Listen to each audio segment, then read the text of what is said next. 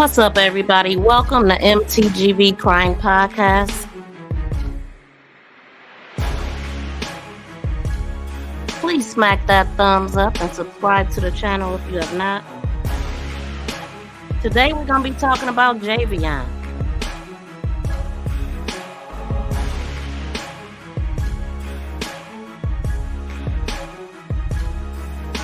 So specifically, I want to talk about the autopsy, the second autopsy. I want to talk about the police job, the parole cop, the first cop to arrive. What is their job? What are they supposed to do at the crime scene? Because it sounds like, and it seems like roles have been confused, or, we just want to follow what an investigation is really supposed to look like, since we've seen nothing of the sort with Javion's investigation. From the things that we're hearing and the information that the father said. Welcome in. Shout out to Jay Glover. Shout out to Jenny. Shout out to VA Brody. And shout out to Protected by God. Welcome in, Miss Truth Teller. Thank y'all so much for coming in. So, yeah, I've been doing a little homework, and I wanted to share with y'all what I found out. So, I don't like to be the smartest person in the room. So, I hit up my girl, Google Anna, okay? And that bee know everything. You know what I'm saying? It ain't nothing she don't know. So, we all knew when we heard about the second autopsy that it just didn't make sense. Like, none of that makes sense. It seems that Javion's parents has been given the runaround. It's not like you go through something like this every day. And it seems that they took advantage of this family. And it's just ridiculous. We all see it. And I've just been disgusted about this. I have not taken my mind off of Javion and his family. It is so heartbreaking. And so the first thing I'm going to do, y'all, I put some videos together and we going to listen again. I'm not going to start it out reading. So some of the information that we've been looking at. So, for example, the 911 call. I wanted to single out some of the things that was red flags in that video. So I made some little clippings, put some things together, just trying to, let the people in the back understand what's going on here. Sometimes you need to just put it in plain sight and pretty much make it make sense as much as we can. So please subscribe to the channel if you have not. Smack the thumbs up. And if you're here on the replay, please do the same. And also drop down in the comments and let me know what you think about what you're hearing right now. So again, shout out to everybody in the building. And I will have a call-in show after I present the stuff. Okay, so we're going to get right into it. Justice for Javion. Oh. Okay, so let's see. Let's start with the 911 call. I got a helping job out here mowing grass. Okay, and are you with them now? Yeah.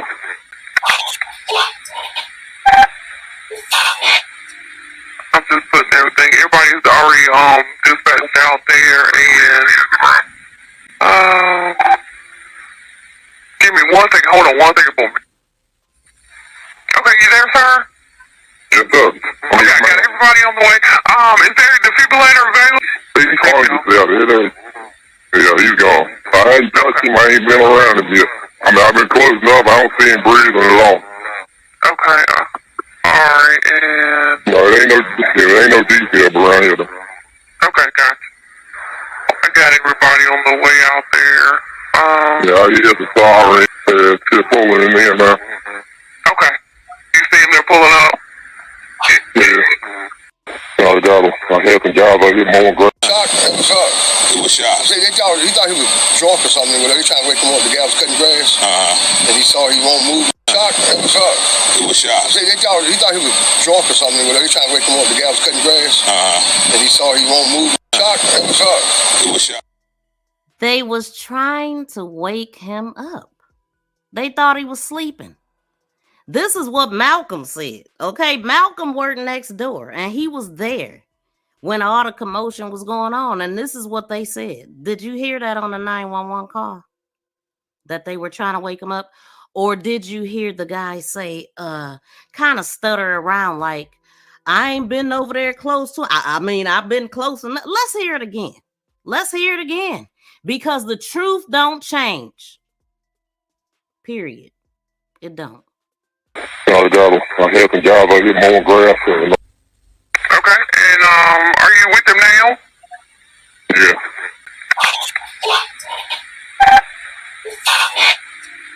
I'm just putting everything. Everybody's already dispatched out there, and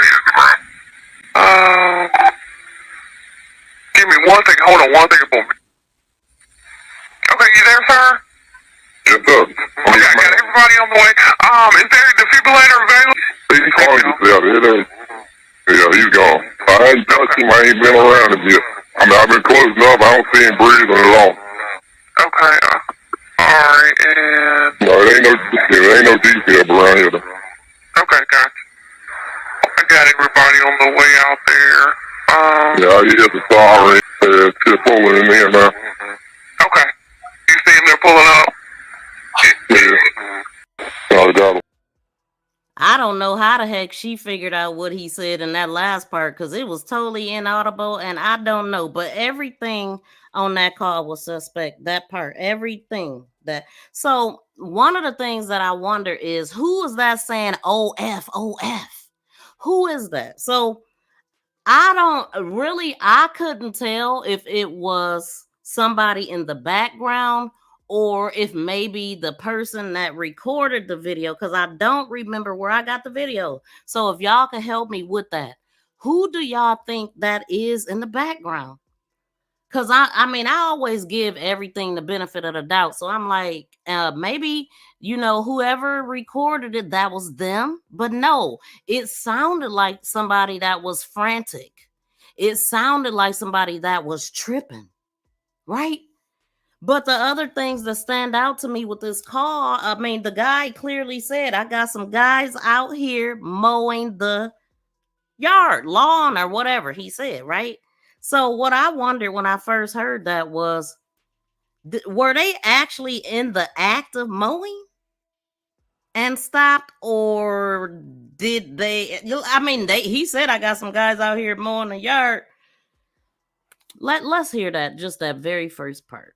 Let's see what he said. I got him. I had some guys out here mowing grass. Okay. I have some guys out here mowing grass. So he said they're out there mowing grass, not they're about to mow grass or anything.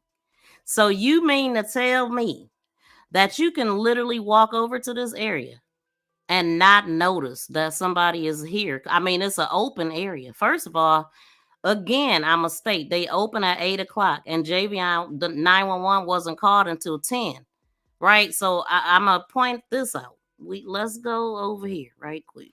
Hold on. Let's see. Visuals help. Okay. So here we have this spot. Yeah.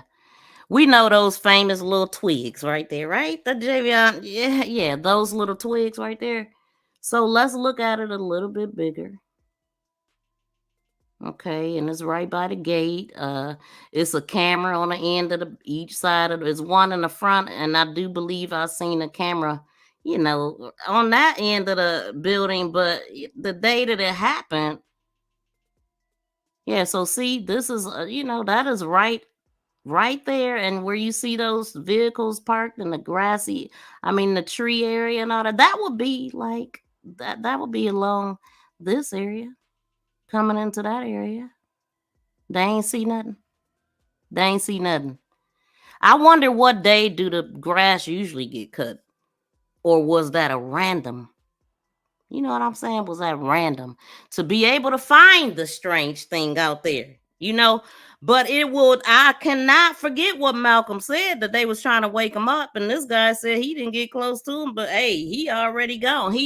I want y'all to know that I edited the video. So in the beginning, he literally said, this man hung, you know what I'm saying? Hung. He didn't say that he was sitting on the ground. He said that he had did that. And then he solidified it when he said it in the end once again. He didn't say that he was sitting at the base of the tree. So I'm just trying to figure out, at what point did he sit down? You know, with legs straight out, with one crossed over the other. I'm still trying to figure that part out. Can somebody help me with that? And then he calls the lady, yes, sir. Okay. He calls her, yes, sir. It was a lot of bad acting. That's what I'm looking at. A lot of bad acting. Now, another thing that stood out is that she said they're already dispatched. And then she told him to hold on, like, you know what? I don't even know what she told him to hold on for, because it just seemed a little out of place. I mean, I'm just saying, at this point, everybody is suspect. I don't believe nothing unless it's recorded, unless I can see it. So I'm just pointing out y'all what I'm listening to here. Just you know, his confidence that he's gone. Ain't no defib around here. I mean, he did this. He's gone. Like, no defib around here. So I'm gonna play that one more time, and I'm gonna leave it alone. But I'm telling you, I just want y'all to hear all of this stuff. I want y'all to hear what I hear, because I know I ain't tripping. I ain't tripping. Hold on. This is it's an insult. It's disgusting. You know, that a person would be so cold. Is there a defibrillator available? He called himself. Yeah, he's gone. I ain't touched him. I ain't been around him yet. I mean, I've been close enough. I don't see him breathing at all. Is there a defibrillator available? He called himself. Yeah, he's gone. I ain't touched him. I ain't been. He sounded like he knew. How did he know? How was he so sure? I had some guys out here mowing grass. Okay, and are you with them now? Yeah.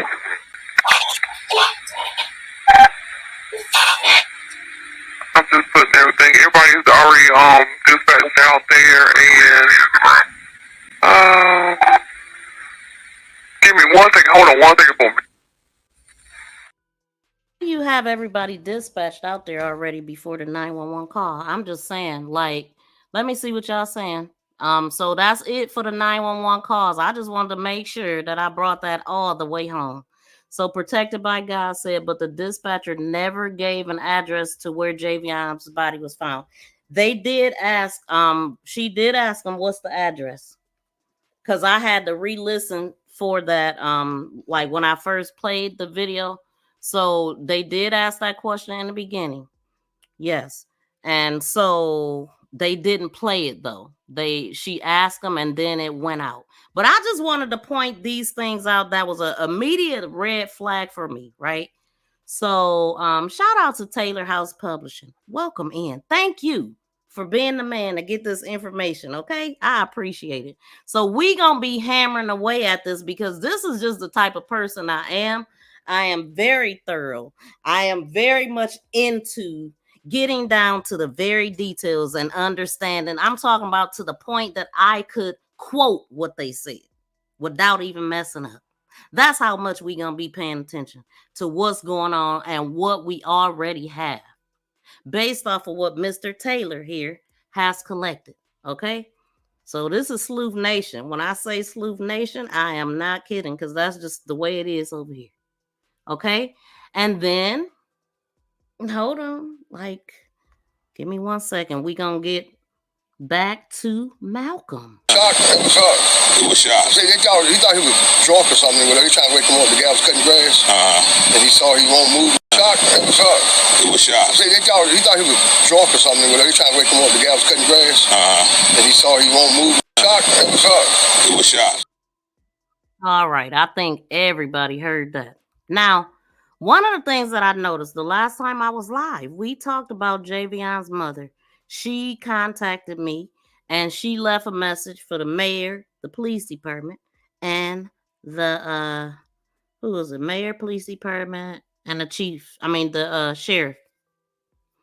Then she left messages for us and she wanted us to continue to fight and you know what I'm saying, all of that stuff. But what I did not know is that she was in the chat and I just feel so goofy because I literally clicked on her comment and read it and didn't know that it was her. So let me pull that up, what she said in the chat. And based off of what she said, I went ahead and we're looking into this now. So this is what she said. The camera only showed one side of the truck. What happened to the cameras on the other side of the truck? I can't really see this. Where the trees was. I know there are more cameras in the area. Where's the footage? Okay. So based off of that, I went ahead and drove around to try to see if we could find some more cameras. One thing we did find, shout out to Black People Unite. She went and took that picture for us. And we discovered, you know, they're right in front of that light. That's where this glare is coming from. Also, shout out to VA Brody, who, you know, found some vehicles that look very, I mean, spot on almost. Like I don't know. But let me know what y'all think.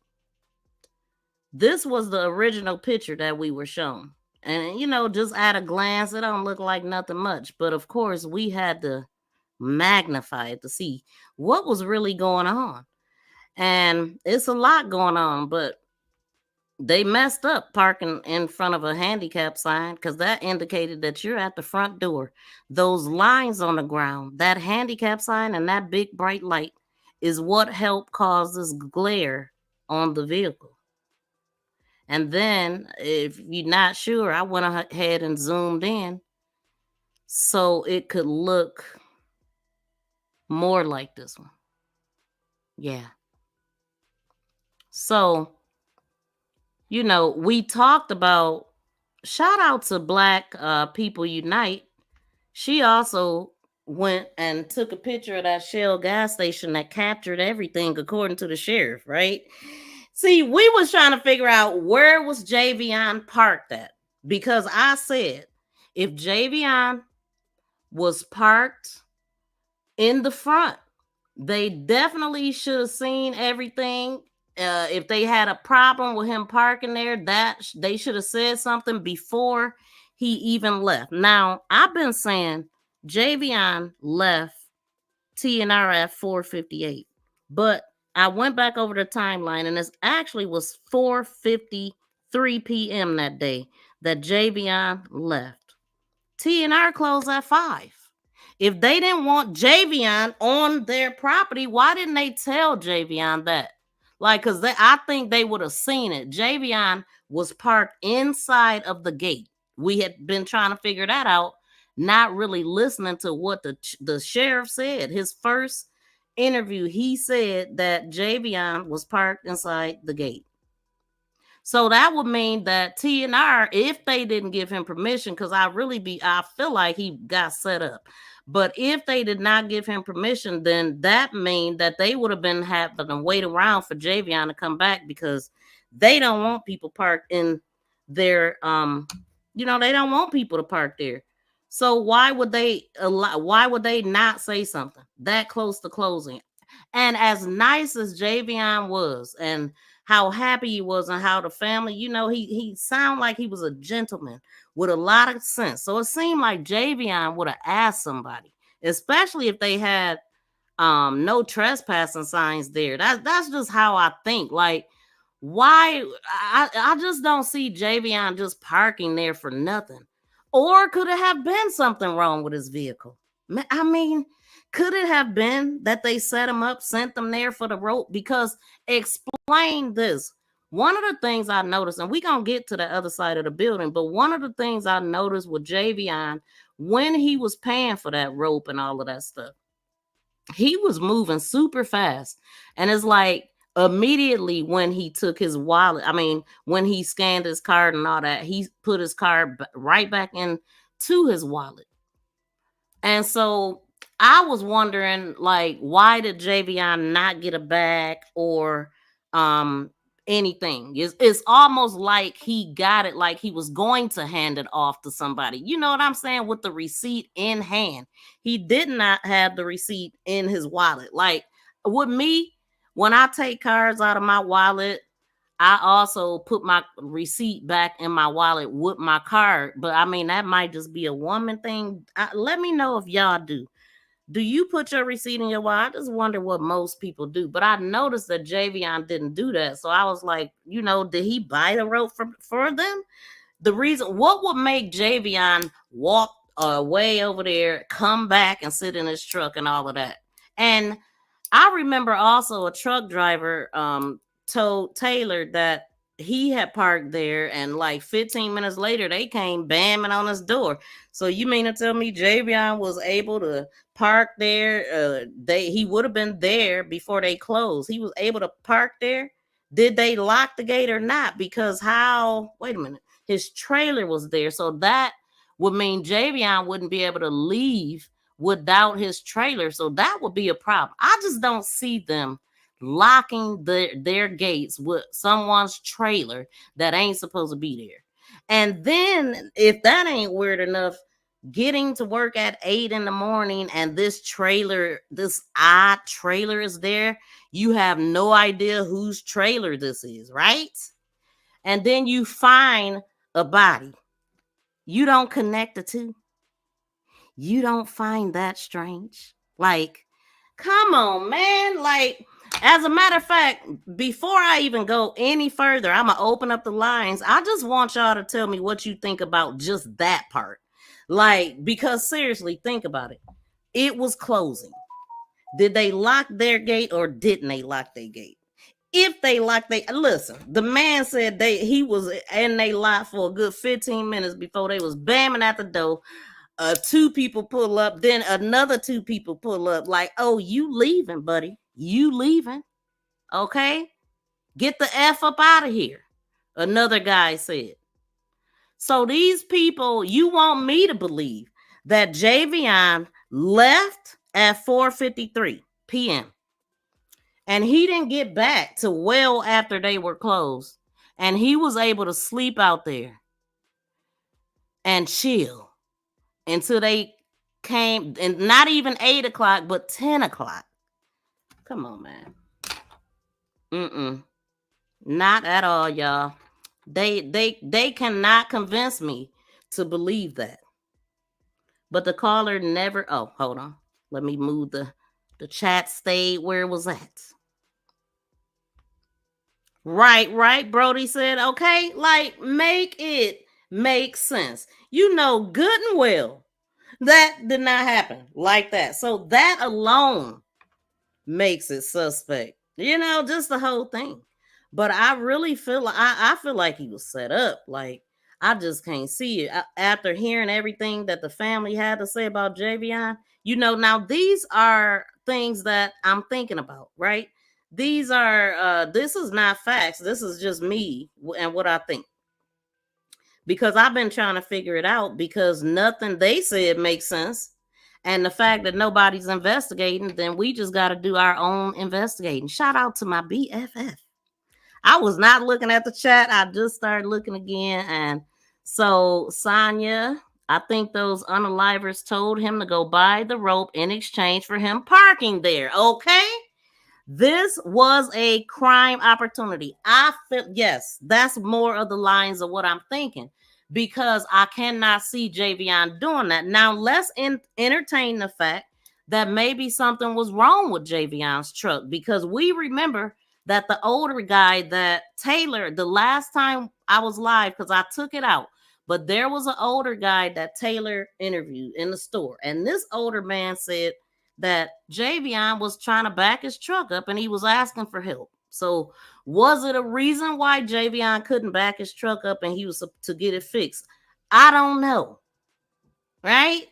But I damn sure do not believe that these people closed at 5 o'clock, and it was a foreign trailer in their yard, and they locked their gate and went home and went to sleep and didn't address it until 10 in the morning. Because another thing I remember is that I read an article that said that K&M, KLLM, and you know what I've been thinking when I say that name? The first time I seen that name, what I really seen was kill 'em. KLLM, kill 'em.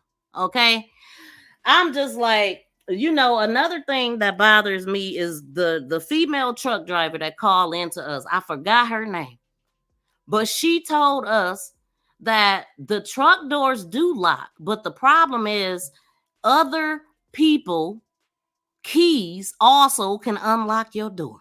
What? So, listen, man, another thing, like if we start looking up truck drivers that were unalive, I'm sure we would be shocked. It's been happening, y'all. These truck drivers are being targeted, and how do we know they ain't being set up?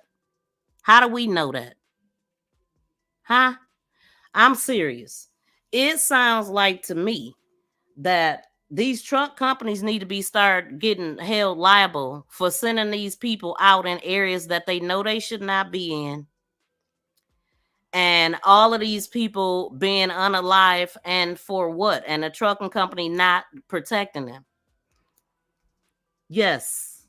Female truck driver recent, KLLM. Well, it wasn't. It was like, shoot, it wasn't recent, y'all. It was more like probably 5 or 6 years ago, I think, is the one. And I said I was gonna look into it, but it was a female in New Orleans that unalive recently. I mean, just all the time. It happens more than you know. But for them to sit up here, I was like, I could not believe this lady told me that. You mean to tell me that they have matching keys out there? And every single time, not every single time, but a lot of times they are ruling these deaths as self-inflicted. When people can just come into their vehicles at any time that they want to. It's a dangerous game out there. I mean, it's dangerous to be a truck driver. But I said even hotels, they reset their keys. They don't, you know, two people should have the same key. They don't do that for apartments. They don't do that in any other cases. But semi-truck drivers have matching keys. I'm floored. I can't believe that. That's a big problem. And people need to be suing them. What's their protocol on that? Like, I don't think that should be legal at all. And people who really paying attention to that. So, hold on, because I don't even know. I think it's on I think my ringer on. Hold on. If not, if y'all want to call in yet, I'll keep going though. But let me check.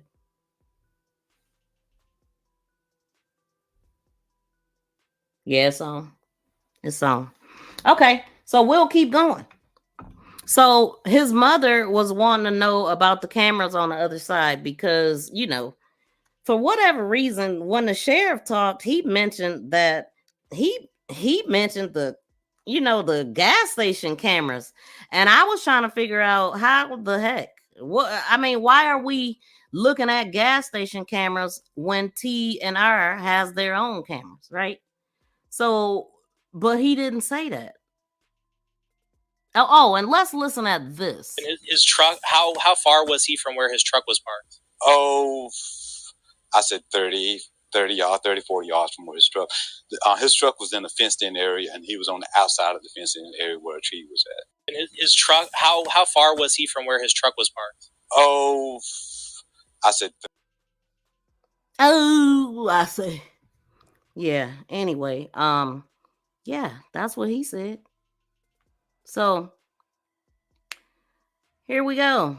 There's the gas station, and you see what I'm showing right here is Martin Creek Road. You see how close the gas station is right now. It's right there by T&R. You go straight, you be in. I'm not T&R, but the Green for Life and T&R because they right next door to each other.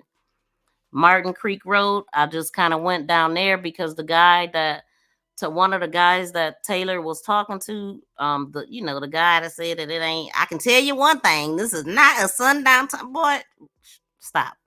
Yeah, him. He said I would have told him to park up there. This is where he was pointing at. This is where the truck drivers park at. So I'm just kind of, looking around, just showing the area right there. You see, and then we have, the church, the gas station is right there. Yeah. They really don't have nowhere to park. They parking on that's weird. When I thought they would have like some type of yard or truck stop, but this is just, off the side of the road. And I noticed this before when I was looking on Google Maps. So there's a Killam truck right there. Right there. Don't get mad at me for calling it what it is. It's only missing the I. I'm just saying. That's just how my mind think. Okay, so we're going back down the street, and you're going to see once we get to the corner, how it is. And the gas station is right there. So, T and R, we got green for life. And right here to the left, you could turn into the gas station. So, this is what he told us, that the cameras on the gas station is the ones that captured Javion in. Hold on. So, hold on. Let me go back. He told us.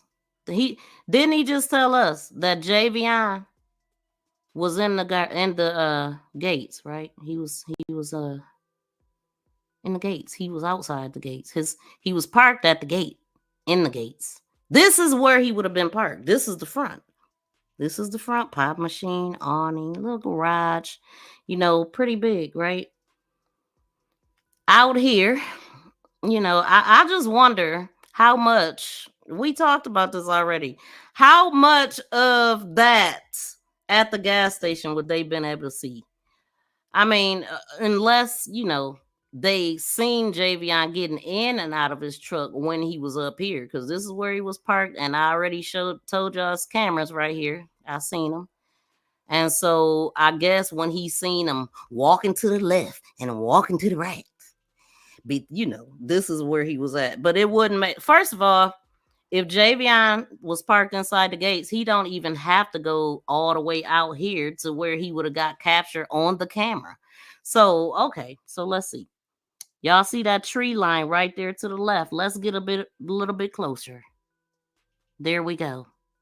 So this is how you pull into T&R. Y'all see the Shell gas station way over there, right?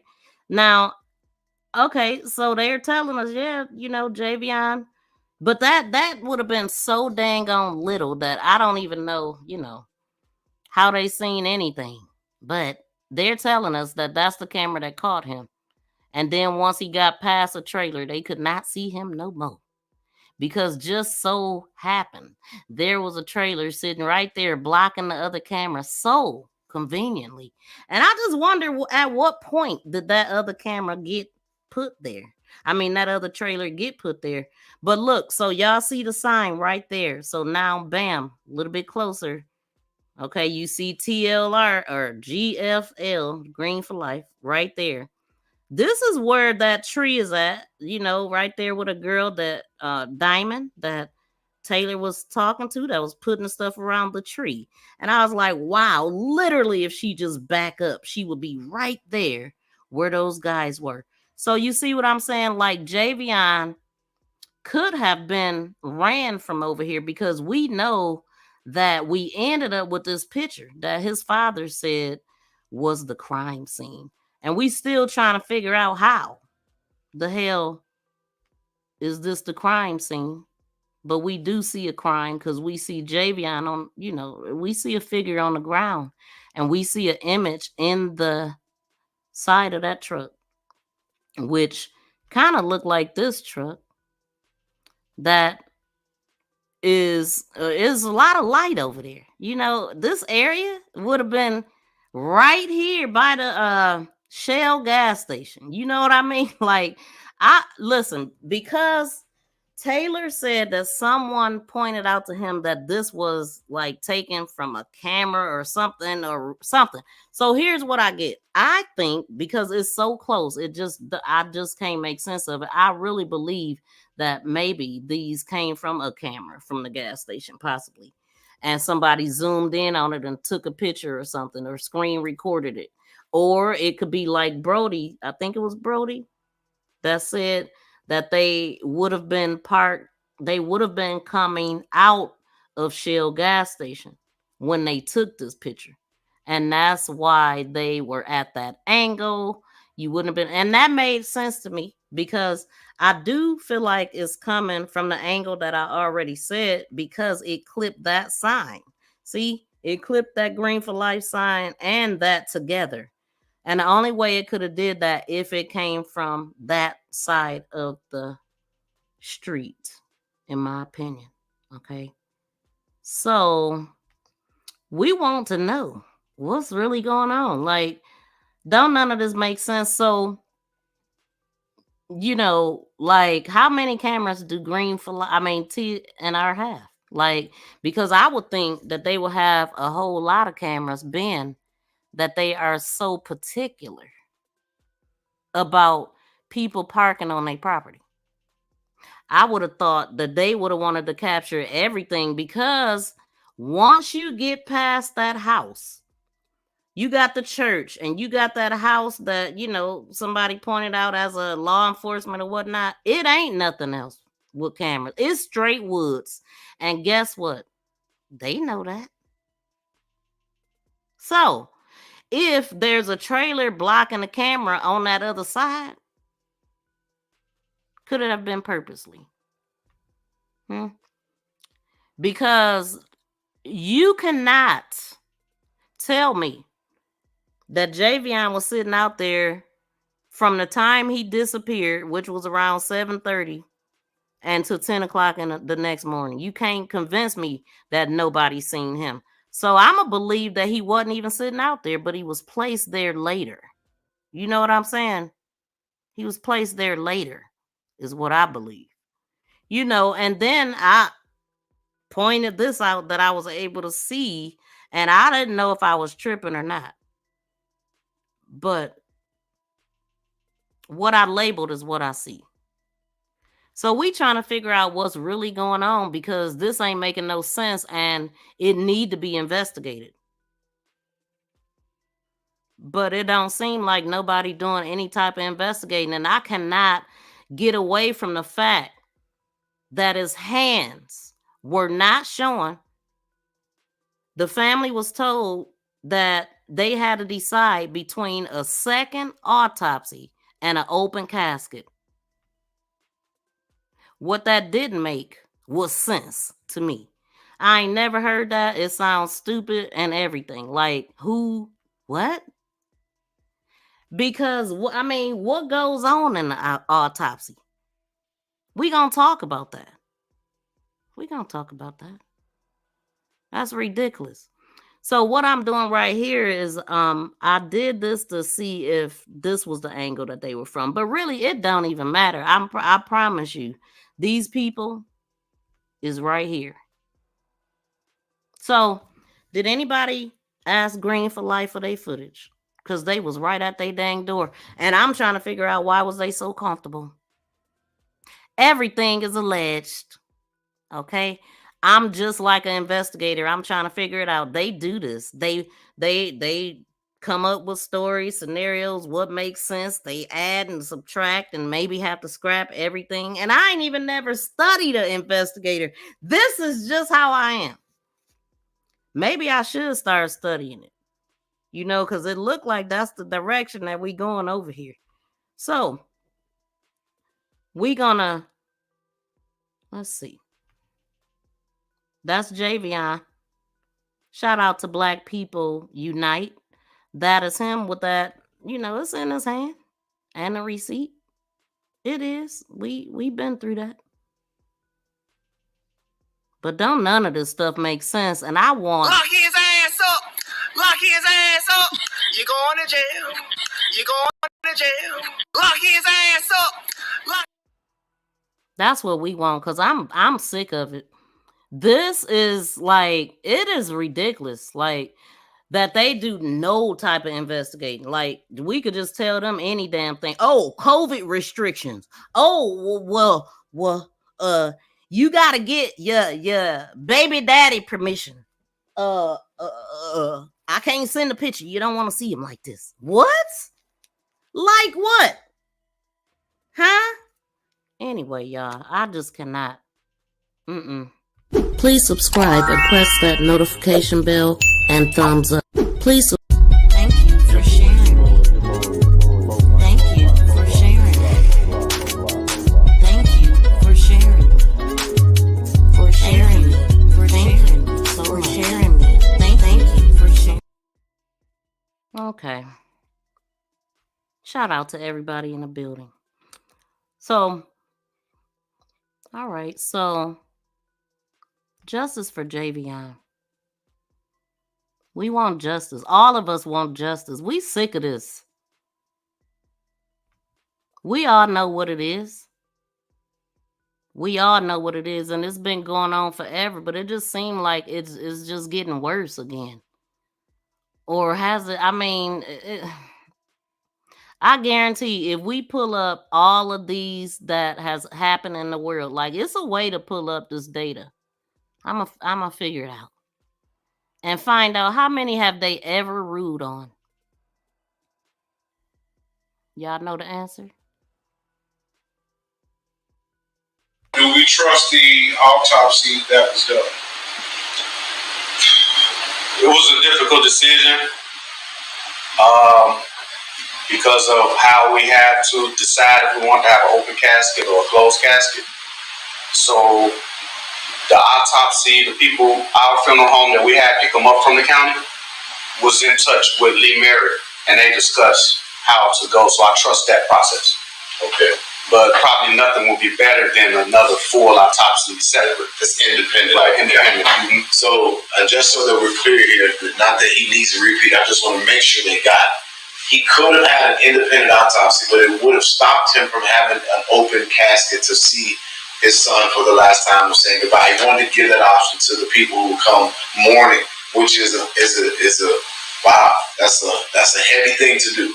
So the medical examiner's autopsy is the one that we're going to have to depend on. You know, I want to give you another moment because I think it's very important because we don't get this enough. If you were standing in front of those advocates and those YouTubers, what would you say to them? Keep pushing.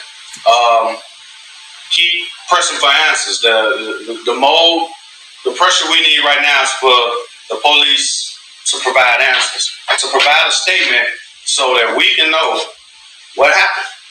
From their investigation, what do they come up with? What did they come up with? You know, that's official, because we are just doing our own investigations, but it's not official. We need an official statement, so we need Vance County to provide an official statement. Do we trust the autopsy that was done? Well, Mr. Magee, until then, we will continue to investigate over here on YouTube. Okay? So, that's what they told the family. And I was like, what? And yeah, so back to Javion's mother. She was wondering what was on the other side. And dude, I think I did not put it in here too, but I'm gonna definitely have to go back. I do not think I put it in here, but I did go driving around on the other side, and we had already looked at the little shacks and stuff that was over there. I did end up putting this back in, where I lightened and darkened it for the people that want to keep on trying to act like it was a place there, like it's not real. We gonna go with what we see. Okay? We gonna go with that's what it is. Because that's what his father said. That they told him that was a crime scene. I don't quite understand that. Because it just ain't no way in heck this supposed to be a crime scene. Ain't no way. But that's what he said. So that's what we gonna go with. But since we just got done with that second autopsy part, let's talk about it. So I asked Google Anna, because she's so smart. She is my smartest friend. And she told me that's bull. Okay. No, a second autopsy typically does not prevent an open service, right? So then, went into what they doing in the during the autopsy. So they doing incision locations, preparations, limited autopsies, family wishes. Let's go through all this stuff. So it says the incisions in the autopsy are usually made in places that can be hidden, right? They can be hidden. So you should never be prevented from seeing your loved one because of an autopsy, number one or number two. Because they don't put, yeah, come on. We gonna just read it and not even, we just gonna read it, but let me move this. But we trying to make it make sense. Simply because it don't. And we tired of just hearing anything like that. That is just I cannot believe they told them that. So you know what? They need to be sued. That's what need to happen. Because they prevented this family from doing the way that they really wanted to do. Lying. It's sad. What are y'all thinking? What are y'all thinking? I would love to know. So, okay, so the autopsy incisions are usually made in places that can be hidden, and the autopsy staff tries not to disfigure the body. Okay, so for preparations, the body is prepared for viewing after the autopsy, and the cuts are usually not visible. Limited autopsies, a limited autopsy or brain only exam would not affect an open casket funeral. Even if they doing something on their brain, it will not affect an open casket. Family wishes. The family wishes should be listed on the autopsy permit. Oh, families have wishes? Oh, I didn't know they granted that. So, autopsies are, well, at least they didn't to this family. I'm being very sarcastic, okay? Please smack that thumbs up if you haven't. Autopsies are usually performed 24 to 48 hours after they are unalived and are released to the funeral right after. So the body is to be released right after to the funeral. So the hospital will tell the funeral home when the autopsy is done. However, not all decedents are appropriate for viewing due to trauma or circumstances, right? But that's only in some cases. Like in this case, they told us he did this to himself. So there should have been no type of trauma, no type of delays. It should have been cut and dry, but it wasn't. It was a bunch of whole lot of running around and a whole lot of not being able to identify the body. It was a lot of that. So let's see. Autopsies will not prevent the family from having an open casket at the funeral or interfere with viewing the deceased in a normal manner. So what are the frequently asked questions? Again, can you have an open casket after an autopsy? Will I be able to have an open casket? Yes, depending on the circumstances surrounding the unaliving or, their passing, an open casket may be possible. The autopsy staff are very professional and make every effort to make this happen. However, there are times when an open casket is just not possible. And that is when things are really traumatic with the body. But of course, we didn't have that with this because they said he did it to himself. Surely you can't beat yourself up or anything or injure your hands that will prevent your hands from not being shown. And I mean, I'm still trying to figure that part out. So, how long can you still have an open? No, we don't want to read that. Do autopsies delay funerals? How do you request a second autopsy? Done. Okay, hold on, because it was some specific things that I thought that I had typed here. about the hands, you know. But let's get to that. Can anybody think of a reason why hands would be hidden? Like the only reason that I could think, because first of all, if he did it to himself, there's no examination of his hands that will ruin his hands to where we couldn't see him. Huh? Like there's no, can we think of anything they could have did besides what? I mean, because we seen Javion's hands and his hands were clean. His hands was clean. His nails was trimmed. Didn't look like no problems, right? Yet, they did not see his hands. Not at the funeral or ever. They didn't see his hands. But look at his hands. What was wrong with them? Nothing. So why did they cover him? And what in the autopsy do they do with the hands? Nothing. I mean, you know, what did they say? They got some nail clippings and, you know, they do nail scrapings and stuff like that during the autopsy, but not no, you know, not nothing that would make them see. The only thing I can think of why the hands wasn't showing is because they wasn't presentable. But we see how nice his hands is there. What would make his hands not presentable? The whole nail, the tip, like it had to be. My point is, it had to be some reason why his hands wasn't showing. It had to be a reason. What else was they hiding? Hold on. Give me a second, y'all.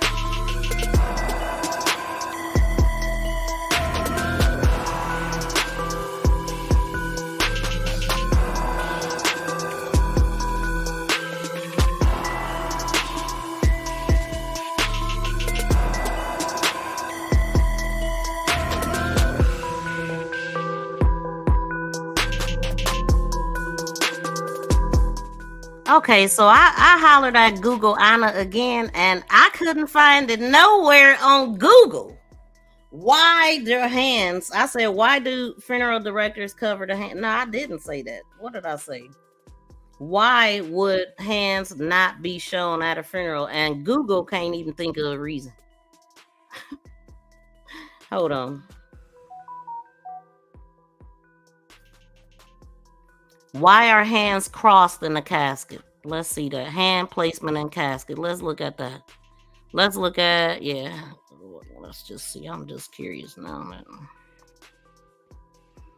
So, the practice of placing a body in a casket with their hands crossed over their abdominal dates back to ancient culture, such as Chaldea in the 10th century BC. In Chaldea, the X made by crossed hands symbolized their sky god. So where was Javion's sky god? Funeral directors positioned the body with their hands crossed over their abdomen during the embalming process. I had no idea.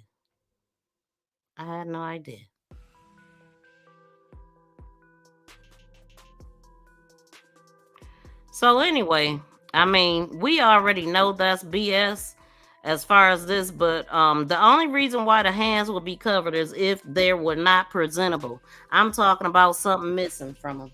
And what reason would that be? Could it be that he was fighting?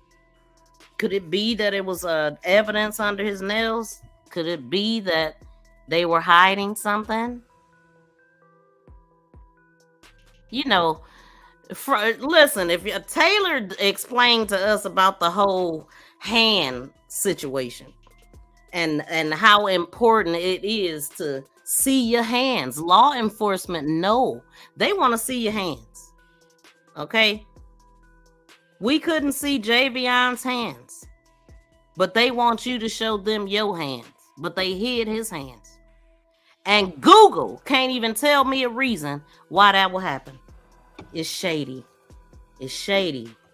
That's why it happened. Oh, I'm so irritated right now. It's the lines are open, y'all. If y'all want to call in, I'm about to put in another video. I'm just so outdone how they just think that we are so stupid and they can just tell us any damn thing and we supposed to just take it.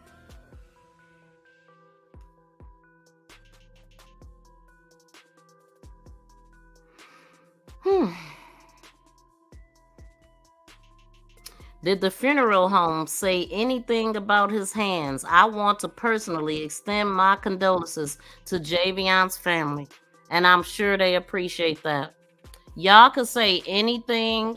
Thank you, BFF, because I did that before and didn't even post the number. I didn't even think about it. But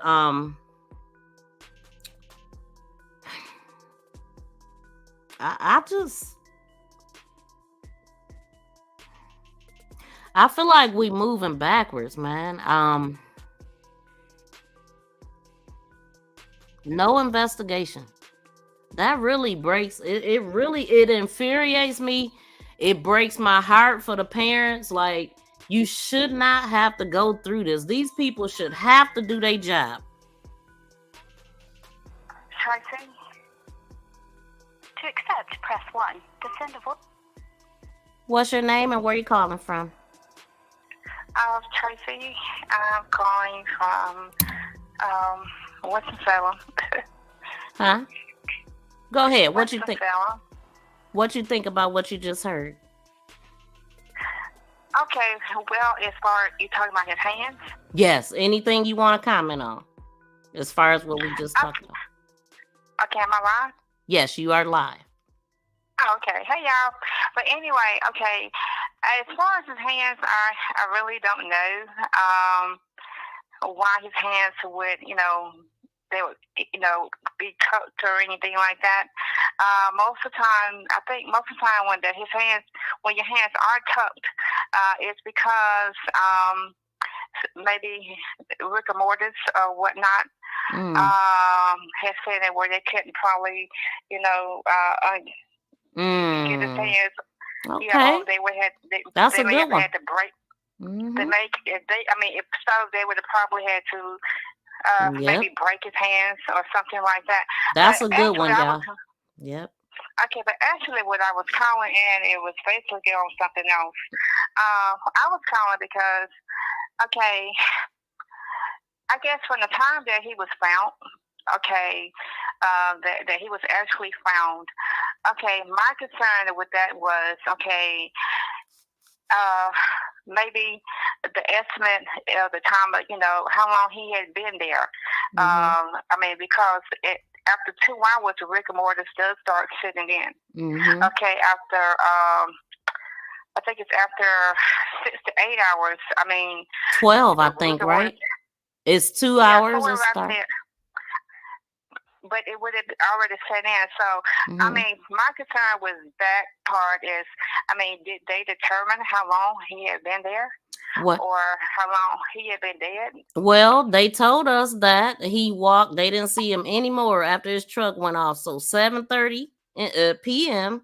and they didn't call 911 to 10 in the morning. Okay, so now if that's the case, so we're going to say, what, 13 hours? 13, 14 hours. Like, yeah, too long. Yeah, I'm just kind of going on the lower edge of things. 13 hours. Okay, so if his body would have been there for 13 hours, all right, he would have been completely stiff. Okay. He would have been completely stiff. His arms, they said his arms were to the side. I mean, basically, if he was sitting in a seated position, all right, and he was stiff, I mean, they would have had to basically stretch him out, completely out. How did they cross his legs? Maybe, I'm just going to say maybe, maybe he was somewhere else, and that's the way his legs landed crossed. And I mean, if they kept him somewhere for a good amount of time, then once they set him down, yes, his legs were still going to be crossed, because basically, I mean, he would have still already. I mean, rigor mortis had already set in. I'm thinking that they placed him there in the wee hours in the morning. Yep. 4 o'clock, 4 or 5 o'clock. Yep. And another thing I wanted to say is that too, okay, even on the police report, okay, the things that they listed on the police report, okay, they never listed his clothes, they never listed his shoes, his socks, or any of those things. I mean, they never listed any of that.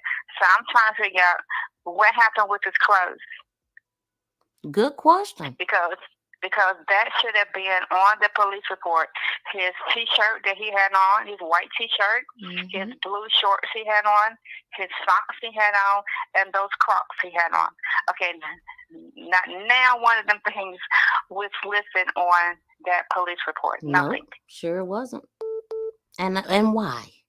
Why? I mean, I wonder if the family got all of that stuff back. Go ahead. Well, they probably didn't.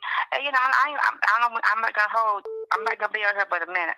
But actually, I was out today and I had spoke with a sheriff that I know. Yes. With the sheriff yes. Huh? Go ahead. I couldn't help but to respond because Angela just reminded us that it was pud hair and that RAPE kit, and that is not a standard for everybody you find deceased. RAPE kit. Okay, yeah, okay. I spoke with the sheriff today. All right, and I was asking him about, you know, had he heard about the case? And he said yes, that he did hear about the case. All right, he said that, you know, he tried to keep up on his downtime. But I was asking him specific questions as to, I mean, when you find someone, okay, what is the procedure that you go through to basically to secure the crime scene? All right. And I told him basically, you know, to me it seemed like the crime scene had been messed with. All right. He said no. He said the entire area should have been roped off. Yep. He said it should have been roped off, this, that, whatever. And I asked him also, with the kit thing, he responded to me. He said that a lot of times, you know, when he said that is really not normal with a man. I knew it wasn't. He said the only time that is done is basically if you suspect it, right? Pants down or something would have indicated it. Go ahead. If there is some kind of suspected, you know, whatever. Also, he said that basically he had bought somebody from the county that I live in to Henderson, and he said that he did meet the he met the sheriff. Mm-hmm. He said that he didn't get a good feel of the whole place. I mean, he's been a sheriff for like 25 years. Mm-hmm. All right, and he said that basically everything about this case right here, he said, I mean, is jacked up. He said they have contaminated this entire crime scene. Mm-hmm. He said nothing should have been taken to Walmart. Exactly. Bam. He said that should not have been taken to Walmart. He said that that should have been, everything should have been tagged and put in a bag. Period. All right.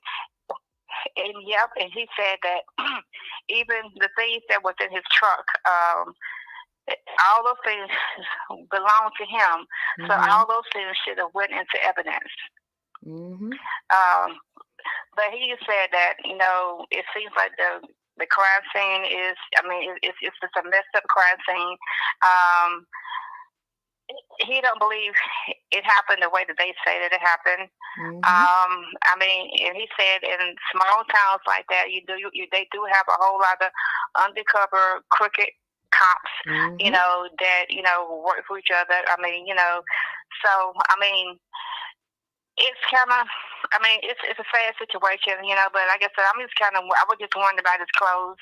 I was just wondering about, you know, all that stuff, because none of that stuff was listed on the police report that they showed. I mean, none of it. I mean, even his necklace, he did have on a necklace. He sure did. I mean, what happened with the necklace? That's what I want to know. So, I mean, like I said, you know, it's a lot of things that, you know, it's a lot of things still that, you know, we should be questioning, you know, we should be questioning. Yep. We should. You definitely gave some really great points, because I'm going to get into what the first cop to arrive job is too. And it ain't to go to Walmart investigating nothing. Period. You ain't no investigator or detective. You're not trained to do anything but what you do on patrol or whatever. Like, he wasn't supposed to do none of that. I mean, exactly. I mean, and like I said, it just seemed like, I mean, and I kind of want to know if his truck was on the inside of the fence, was the fence locked? We should assume correct, because they close at 5 p.m. and they would never leave their gate unlocked. So, I mean, if his truck was on the outside of the fence and he was on, I mean, if his truck was on the inside of the fence and he was on the outside of the fence, then how did he keep walking back and forth to the truck? Good point. Wait, was that? Yeah, you're right. A good point. He kept walking back and forth. Now, damn, like that's a good one. Yes, ma'am. I mean, but hey, it ain't no if. Listen at this. Listen. His truck. How far was he from where his truck was parked? Oh, I said 30. I mean, if they close at 5 o'clock and his trailer is on the inside of the fence, all right, and he's on the outside of the fence, so how did he keep walking back and forth, cutting the truck off, cutting it up? I mean, how did he do that if they closed, at 5 o'clock? That's a good one. I'm sure they didn't leave the gate unlocked for him to get back in. I mean, really? I mean, so, I mean, what was he doing? They didn't mention him climbing no gates. You know what I'm saying? They said he was going. Yes. Oh my God! Like, I didn't even think about that, y'all. Look, and they cannot change it. Listen. Wait, hold on. Listen at this, y'all. His truck. How far was he from where his truck was parked? Oh, I said 30 yards, 30, 40 yards from where his truck. His truck was in the fenced-in area, and he was on the outside of the fenced-in area where a tree was at. And his truck. How far was he from where his truck was parked? Okay, that's what he said. Now go ahead. Listen. Go ahead. That was a good one. Lying. I mean, there's no way possible if his truck was. I mean, if the trailer was on the inside of the fence and he was on the outside of the fence, there's no way possible that he could have been doing all this walking back and forth, sitting in like the truck. He said he was. Run. I mean, yeah. Because Case solved. Case closed. When they when they leave, they're going to lock that fence up. So how did he get back inside the fence? Exactly. Like how they didn't mention no climbing, no gates. You know what I'm saying? Like, nah, they ain't mentioned none of that. See, when you lie, you forget so much. No, it all got to make sense, not just one part. Or should I ask, why did they not show the stamps? I don't mean to get excited, but I get kind of mad because they be trying to play people like they crazy and they dumb and they stupid. I mean, we're very intelligent people, and it don't take us long to figure out that 2 + 2 is 4. Yeah, and especially because it's old tactics that they've been using. They need to run that back again. Okay. Was the truck on the inside of it, or was it on the outside? Nope, I just played it. It was on the inside. He stood on that. So I played it while you was up here. It was in the inside. Okay. Well, the sheriff is lying. I mean, like I said, if he's lying, if the trailer was on the inside of it, and I believe that they locked that trailer once he left. Mm-hmm. Yeah. They locked the fence. I'm sorry. They locked the fence after he left. He had no way to get back in that fence. Nobody never said they seen him climb over the fence. Nope, sure didn't. So thank you so much. You have given a lot of good points, and I appreciate it. Now, did you subscribe to the channel? Is this your first time here? No. I mean, I spoke to you the other day. Oh, did you? I don't recognize your voice. Okay. Yeah. All yeah, right. Tracy, I spoke to you the other day. Well, thank you, Tracy. I appreciate you. All right, you're welcome, sweetie. Bye. Bye-bye. Okay, y'all, that was good. The lines are open for whoever was just trying to call in. What time was the sunset that day? Probably around 7. Like, I think somebody told me, because I was thinking, I was like, well, it started getting dark like 9, kind of late, but it was about 7. About the same time that they said he was getting out of the truck and all of this stuff. But it don't make sense. And they did say that they seen him getting in and out of the truck. So they saying that they got that on surveillance. I found out that the truck cameras only play when the truck is on. Okay, dang. And then another guy had mentioned that like it might only come on when they have a sudden stop or something like that. So we need to know what was shown. So we need to know what was shown while the camera and trucks were operable. Dang. Yeah. Somebody need to. The thing is about retrieving footage and all of that stuff. Usually you gotta have something from the courts. And can a parent just get that? This is crazy, man. This is crazy. Well, the sheriff lied, and he's been caught in his lies along with his lying tail folks. We shall get justice for Javion and his family. Yeah, we all want justice, man.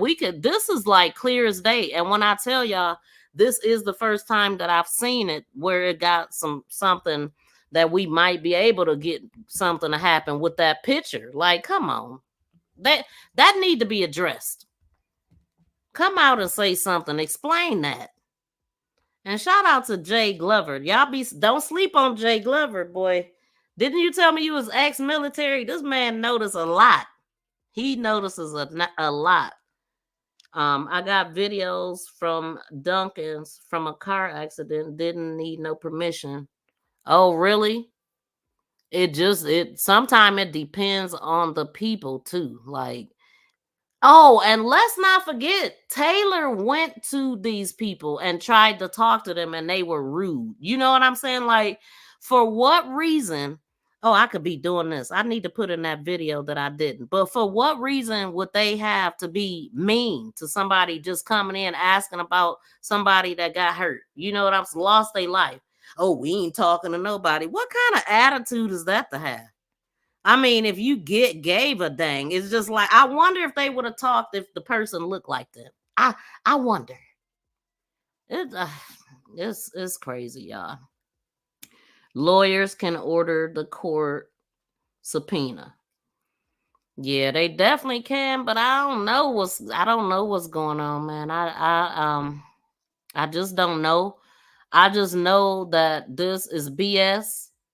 and it's unfair, and Javion deserved justice. I'm talking about because the longer you wait, the harder it is. Like, I mean, I don't trust them because I feel like they trying to rule on this, but with all of this shadiness, how can they rule? How could they ever? I'm gonna play this again, y'all. I got I had some guys out here mowing grass. Okay, and are you with them now? Yeah.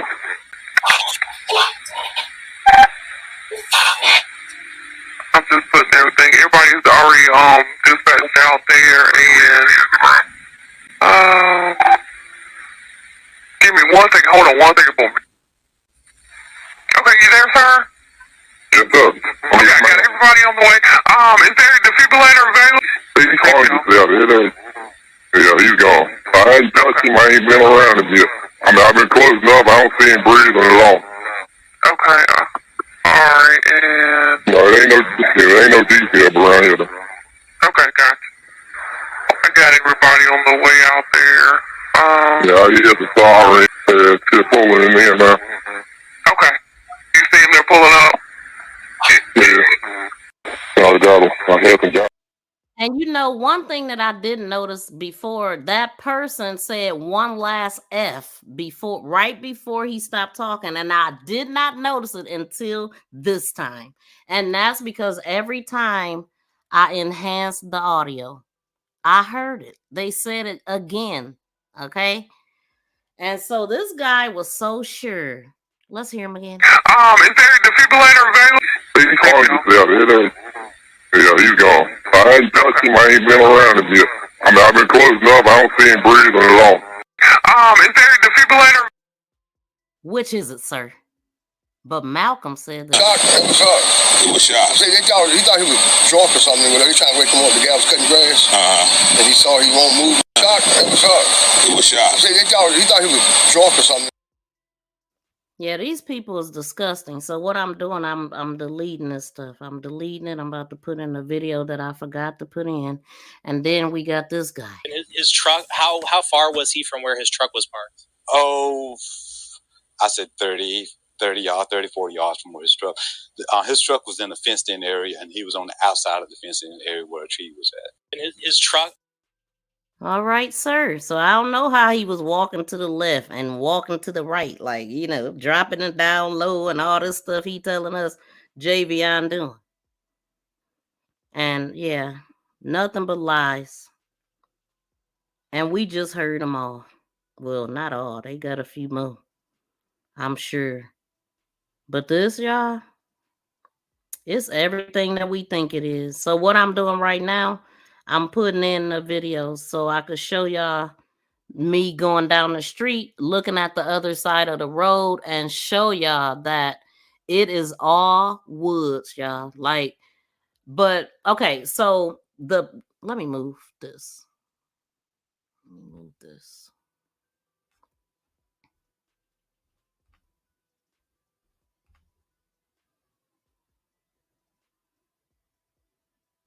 Please hit that thumbs up if you have not. I would greatly appreciate it.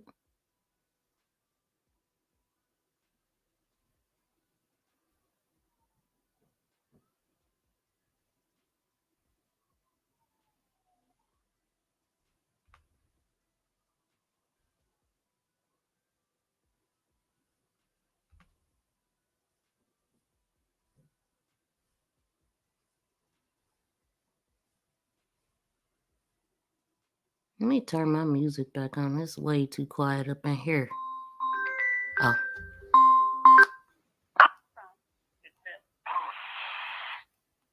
To accept, press 1. To send. Hey, caller, what's your name and where you calling from?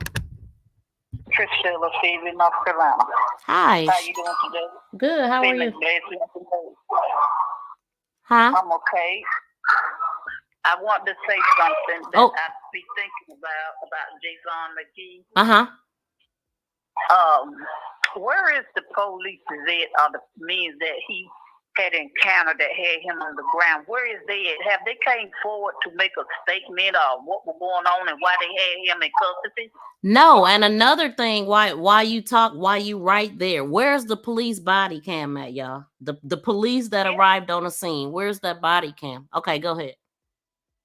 Yeah, but where's those three men that was shown with him, with his socks and stuff off on one feet? See, I thought I seen that. On one feet, Mm-hmm. and one.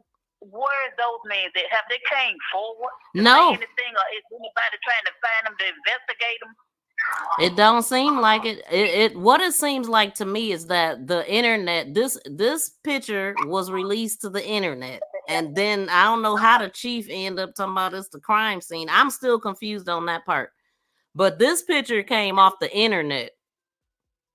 Yeah, but somebody know them means that they should, give y'all some type of leeway how to get in contact with them and let the FBI know or whoever know that's investigating this case that they need to question them men that had him in custody because those three people know exactly what happened to him. But that's the thing. Like, did you hear what the father said about this? Somewhat, because I've been following it every day. Okay, so when you hang up, I'm gonna play the father's video so you can hear what the dad says about this picture, because it'll make more sense to you once you hear that. Yeah, he was a little fella, and I hate what sure happened to him. And he was scared for his life once them white people encountered him like that. I'm gonna say it like that, and I mean it like that. He was scared for his life. That's why he asked to speak with. So he called his mother twice, and they wouldn't let him do it. They thought that stuff was funny, but he was scared for his life. They know they killed that boy. Yeah, they absolutely unalived him. We can't say the KILL word, not too many times. But yeah, they know. I believe that they chased him, and that's how he ended up here. I believe that they chased him and did all of this stuff. Yes, and Lord have mercy. He probably was sleeping in his truck and they encountered him too. Exactly. But I don't know though. Because if we are to go by what the chief said that his truck was inside the gate, right? So they were closed. So his truck should have been locked, but that's not what they telling us. They said he was getting in and out of the car, truck idling and all that. So that would mean the people let him park there. Wouldn't you think that? Yes. Or either, They need to explain that. With him parking right there, all they had to do was say, "Hey, sir, we don't know you. You don't know us, but there's no truck parked here unless we know y'all. You need to move your truck or something, without whatever happened to him and they custody." Yep, exactly. Well, thank you so much for calling. Now, go ahead and finish your thought. But the thing is, I know that he didn't do that because there's no way in the world you can put a rope around your neck 11 times and hang yourself on your hand at the bottom of that tree with your legs crossed. No way. He was gone before they put him over there. Yes, I definitely agree. So, they had that man to cut that grass the next day because they want to cover up the evidence that they had in the grass and on the dirt, so nothing what we seen, like the part of the rope that was missing from the rope he bought. It was some rope missing from that, so somebody had to cut that rope in order to for it wouldn't be as long as it was when he first bought it. You know what I'm saying? Because how did some of the rope get in the grass? And they had that lawnmower person come out the next day to cut that lawn, to cut up them ropes because their fingerprints probably being on that rope, could have been on that rope. Oh yeah, they totally did that to contaminate the crime scene allegedly. Just because I gotta say it, but yeah, I totally agree with that part. So thank you so much for calling. I'm gonna catch the other call. Okay, well continue what you're doing, and God bless y'all. God bless you too. Thank you. Okay, whoever called, you can call back. So, okay, thank you.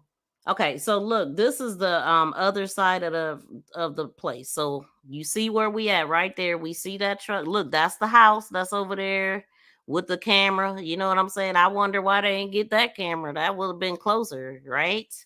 So then we just gonna roll down Vanco Road. It ain't nothing but woods. I mean, besides that house, and and people that got businesses on the other side of the street know what's on the other side of the road. Like they know what can be seen and what can't be seen, right? So Javion, I just feel like Javion was set up. I mean, the lady Tracy, I did not even think about what Tracy said though, because at first I didn't know where his truck was at. Then somebody, and that's the beauty of me re-listening. I mean, rewatching and looking at the chat, because somebody in the chat, it might have been Brody, that was like the chief. I mean, the sheriff said that in the interview where he was at, right? So this is once you get past the woods and all that. So I'm going back now. So you see is how it's this whole area exactly where Javion was at has nothing across the street. Nothing. There are no cameras. I mean, now this was Google Maps. Maybe it changed. They could have tore down some more trees. I don't know. So it would take somebody from there to go out there. Let me look at the chat because I'm not even looking. It would take somebody to go out there to let us know if this has changed since Google Maps. But Google Maps actually has this as 2024. So I mean, I'm assuming that is accurate. And I tried to look through the trees, see if I could find anything. So it's starting to sound like a homeless guy is a suspect. Exactly. And I bet you they hang out. Like, that's what I said. I said the homeless guy was the last person to talk to Javion alive, right? No change. Okay. Thank you. And Black People Unite, I call you BPU in the chat.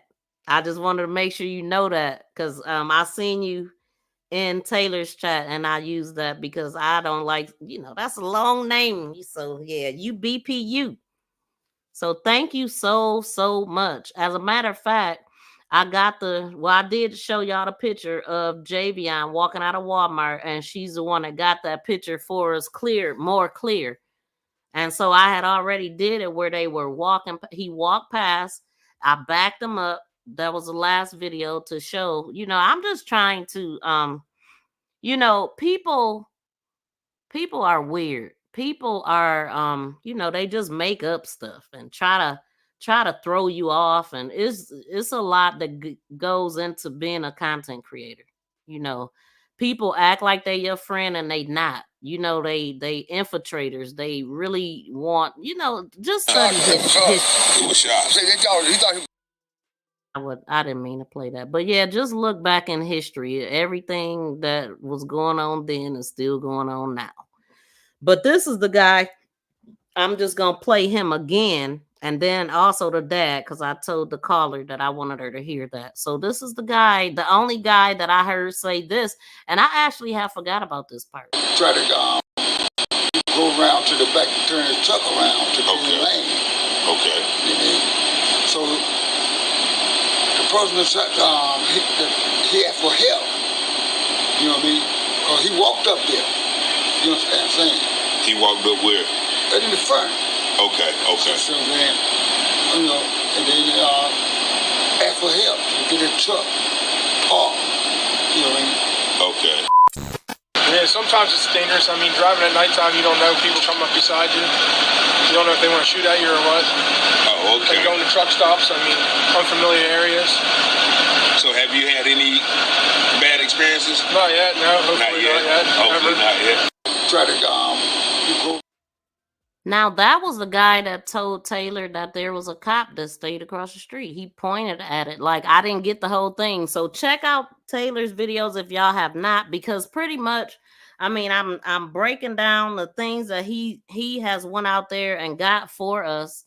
Trying to make it make sense, put it where people can actually see the ridiculousness that we are dealing with here. Because, yeah, I'm like fed up.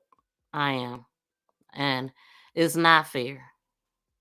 And Javion didn't deserve this, and his family deserves justice. They already have not been afforded the opportunity to see their son properly. And I'm pissed for them. I am. And we should all be pissed. I ain't gonna start yelling. But I promise you, this, ooh.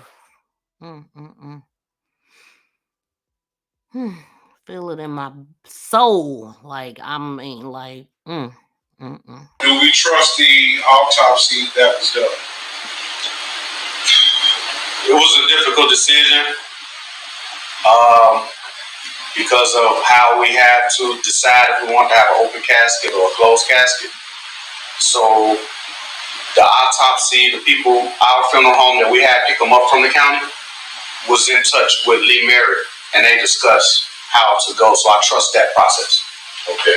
But probably nothing will be better than another full autopsy separate. It's independent. Right, independent. Mm-hmm. So, just so that we're clear here, not that he needs a repeat, I just want to make sure they got.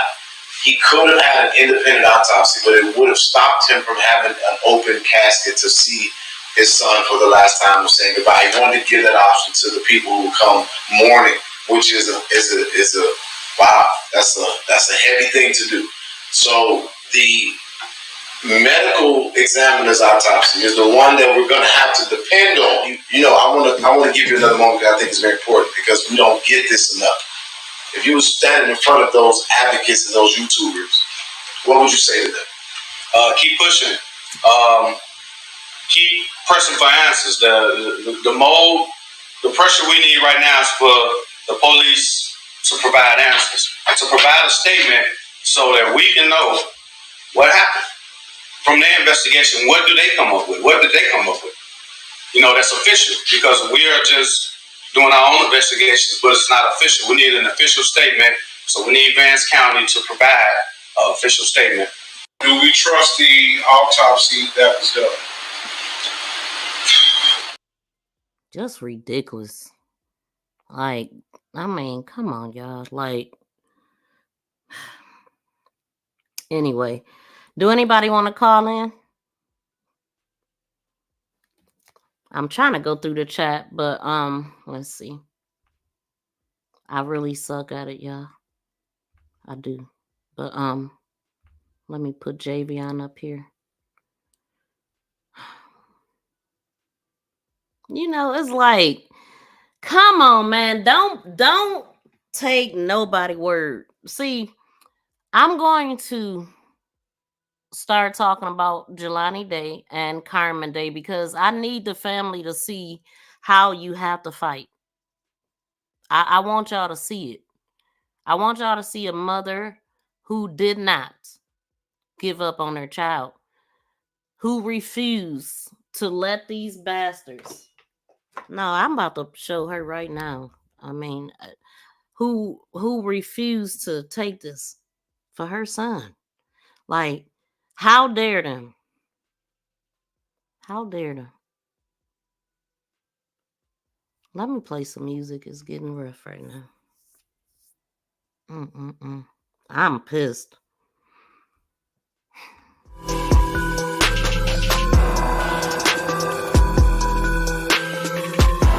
Even when you feel low, you can still go. Even when you feel slow, you can still go. Even when there's no hope, you can still go. I never answer to no, man, I still go. Go, go, go, go, go, go, go, go, go, go, go, go, yo, go, go, go. Hustle hard, hustle every single day. I'll be making moves till I'm buried in my grave. To the system, I don't wanna be a slave. I've been doing shit my way, or the highway. And in the driveway is a nice range. Cause I grind through the climb, I invite pain. You'll never hear me, bitch, nah, I don't complain. Just gotta flip the switch and you can go and obtain anything you want, anything you need. Your mind's got the key ingredient, it's belief. Smack that thumbs up, y'all. And subscribe to the channel. That energy. Even when you feel low, you can still go. Even when you feel slow, you can still go. Even when there's no hope, you can still go. I never answer to no, man, I still go. Go. Welcome to the winning team. Buckle up, baby. 6. Let's go.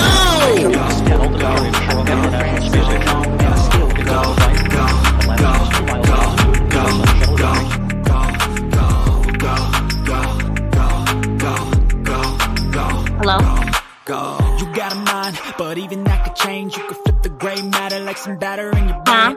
That's what I say. Fake it till you make it A. And if you play that game, then you just might make a change. Rearrange all the bad to okay. Take the worst stuff saying, turn it to a game. Take the best stuff saying, put them on display. Please subscribe and press that notification bell and thumbs up. Please subscribe. And finally explore everything that you thought you could never do before. And even when you feel low, please subscribe and press that notification bell and thumbs up. Please subscribe. You can still go. I never answer to no, man. I still go. Shout out to Sloop Nation.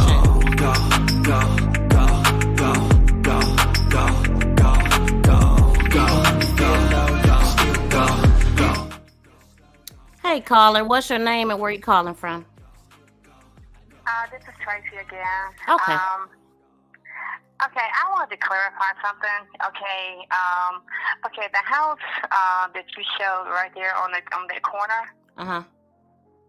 That's basically directly across from TNR Trucking. Okay, now somebody's saying that a person of color who lives in that house. I never heard that. I'm not sure what color they are, but go ahead. No, that's not true.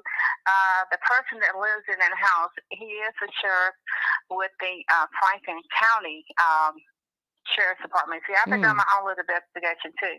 Okay. Yeah, and another thing, I mean, yes, he has a door. He has a door camera. All right, his door camera would have seen more than the one from the show. You would think it's closer. And also, I remember it was one of the men. I can't remember which man it was. I think it was the one that you had talked to that was over at the show, and he made a comment. He said, "Oh, you can see it, from the street." Okay, how could you see it all the way from the show? That's what I want to know. Like, what kind of cameras they got? How can you see it all the way from the show? The only way you can know that he was down there is if you had already seen him yourself. Already knew he was there. I've been to Henderson, and I've been to the Shell. I've been to TNR. I've been quite a few places in Henderson. But no, you cannot see down that little slope. The tree line right there where they found him at. You cannot see that from the store. So I was just kind of wondering why he made that known to be. Oh, you can see it from the store. No, you cannot. I don't believe it either. He just, my thing is the TNR got their own cameras. I'm trying to figure out what did we see from that. I guess we only seen him in and out the truck from TNR cameras. So what good are they cameras how can they be so overbearing about this property yet don't have surveillance cameras on their property? Make sense. Have you been there to look at their cameras in your research? In your research, have you been there to see where their cameras are? No, I haven't been there to look at the cameras. I kind of more or less just wanted to kind of go get a feel of the place and whatnot. But like I said, GFL, they have cameras. They haven't released anything. Nobody's released anything except from the footage from, the Walmart. That let us know. See, maybe if the news, since the sheriff told Taylor, the only reason why they released that is because that's what the news asked for. So the news got to request it for them to release it, not even the parents. Like make sense. Well, if that's the case, then we need to get in contact with their news and ask them if they can get more footage released. Because like I said, we want answers, and so that we could have some clarification. That's a good idea.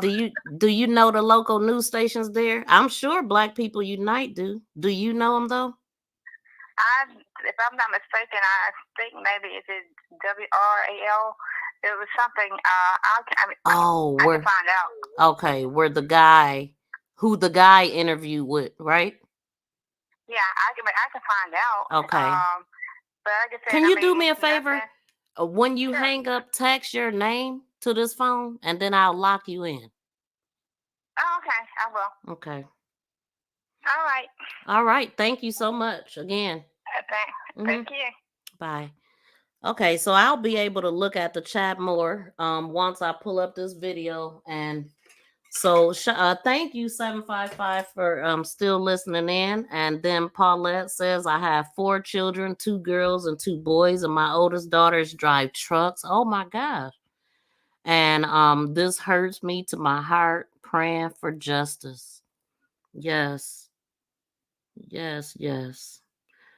Definitely praying for justice. This is like, it's so heartbreaking, y'all, but I just hope that something come out of this, because like I said, this is the first one that has this kind of information. Now, I would love for this photo to be explained, and all of these lies that we just caught. And Tracy said a really good one about if he was locked in that. Come on now, was the gate locked or unlocked? TNR. We gonna go with locked. And honestly, for me, it's starting to look like Javion. To me, Javion was, I don't believe Javion got on that property without permission. It's just hard. It's just so hard for me to believe because of the time. And they closed at 5 o'clock. And it was 4:53 when he pulled off. And he was so happily throwing this rope in the air, like, I'm set for the night. I knew I couldn't get no room, but I'm set for tonight. And then, you know what I'm saying? That's just kind of the feel I get with that. He was happy.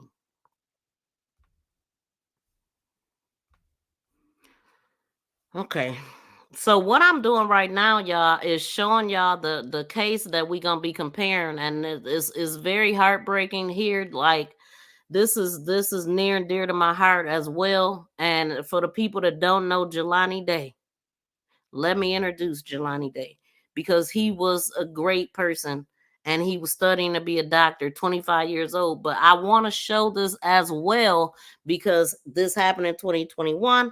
Is not solved. His mother is still fighting. She has solved mostly everything of this case, and you cannot be quiet. You cannot be quiet. Can't nobody fight for you like you. Can't nobody fight for your child like you. Okay, so let's go.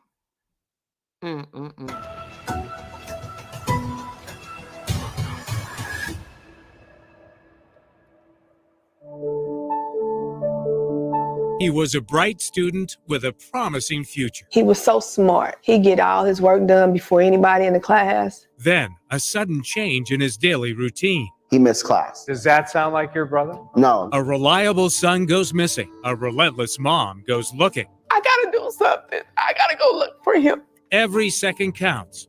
But as you'll see, it would take more than a day before anyone realized the search was needed. Hey everybody, my name is Jelani Day. 25-year-old Jelani Day was the fourth of Carmen Day's 5 children raised in Danville, Illinois. 2 girls and 3 boys. In my house, my kids took great pride into their grades. They wanted to see who GPA could be higher than the next one. The kids were close and competitive. His older brothers, Save and DeAndre, admired Jelani and were proud of him. He was very athletic, very smart, had goals. Had countless friends in different programs and organizations he was a part of that he made a difference in. Jelani was an A student at Alabama A&M. He was even chosen to say the prayer at graduation. Made me feel a sense of achievement in our qualification and great excitement about our future. I was like, look at my baby. Look at my baby. Jelani Jesse Javante Day. I'm very proud of him. In August 2021, Jelani was getting his master's degree in the competitive field of speech pathology at Illinois State University in downstate Normal. Why speech pathology? He wanted to help others who didn't have a voice for themselves to be able to speak. He had a friend growing up. His name is Paul, and Paul had a speech impediment. He used to get teased a lot. Jelani got a very early start on the morning of Tuesday, August 24th. He logged into a school computer on campus at 6:20 a.m. Then, an hour later at 7:20, got coffee at this Starbucks at the ISU Student Union. That is him on security video, dressed up in black pants and a blue shirt. Take note of his outfit.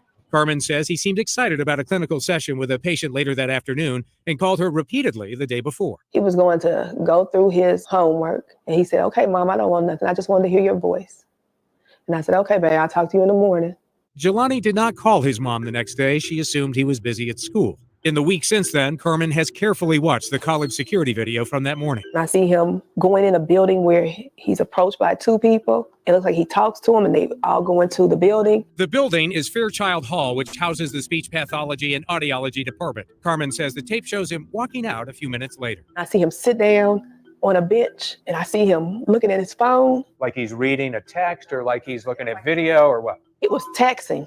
Then Carmen says he walked back across campus and there's video of his car leaving. His mother says he must have driven to his apartment off campus. She later retraced his steps. When I went there, it was typical Jelani. He'd take his clothes off and leave them in the floor. About 2 hours later, around 9:12 a.m., Jelani was caught on camera again in different clothes, this time wearing shorts and a Jimi Hendrix t-shirt. He was walking into the Beyond Hello marijuana dispensary, 10 minutes from campus in Bloomington. His mother says he bought one joint and left. But Jelani did not go back to campus for his class at 1 o'clock that afternoon, and crucial time would pass before anyone realized something was wrong. 24 hours later, when he missed class for a second day, his professor was now concerned enough to alert the school for a wellness check. What happened to my brother? His brother DeAndre, a middle school teacher, was the first relative to get the news. Police came knocking on my door saying, we were looking for your brother. So I called my mom and my sister. Have you heard from him? They said no. Immediately, Carmen knew something was terribly wrong and says she tried to convince police to go all in, even though she says they told her adults missing a short time only trigger a full search if they're in danger of hurting themselves or others. Did you tell the police that he was in danger of hurting himself or others? I said, but at this point, I don't know. So I'm telling you, if that's what you need me to say to you, I will say anything. And he said, well, I'll get back with you. Police tell us under state law, all missing persons cases are taken seriously right away. So when Carmen reported Jelani missing at 8:57 that night, they say they went to work, calling hospitals, friends, and relatives. As the investigation began, detectives focused on that security video and started looking for more pictures from stores, homes, and gas stations. Every investigation in 2021 is ultra reliant on video cameras and electronic data. The story of the missing college student would eventually go viral after a rallying cry on social media called out the national media's attention on the Gabby Petito case, noting the racial disparities in the coverage of people who go missing. I'm glad that it's getting media attention. It helps us with our investigation. Even with the coverage, the key question remained, where on earth did Jelani go? What caused him to leave this campus, change out of his dress clothes when he had such an important class that afternoon?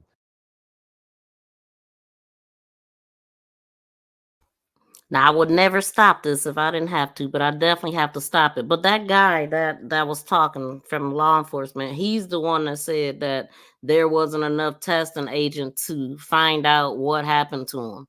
And then he also is the only person that had spoke on Jelani at all. And it's just been so much mess with this case, and it's still not solved. Her latest videos, maybe about a month or so ago, she was very upset and crying and just a lot.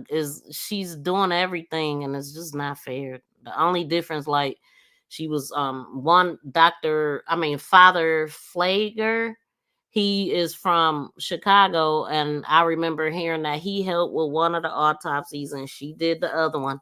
And recently I played the pathologist and what he said about Jelani and the autopsy and how he was like, it was things missing. I don't know why they were missing. I mean, the bag says this is your son, but he couldn't tell if the person was black or white, male or female.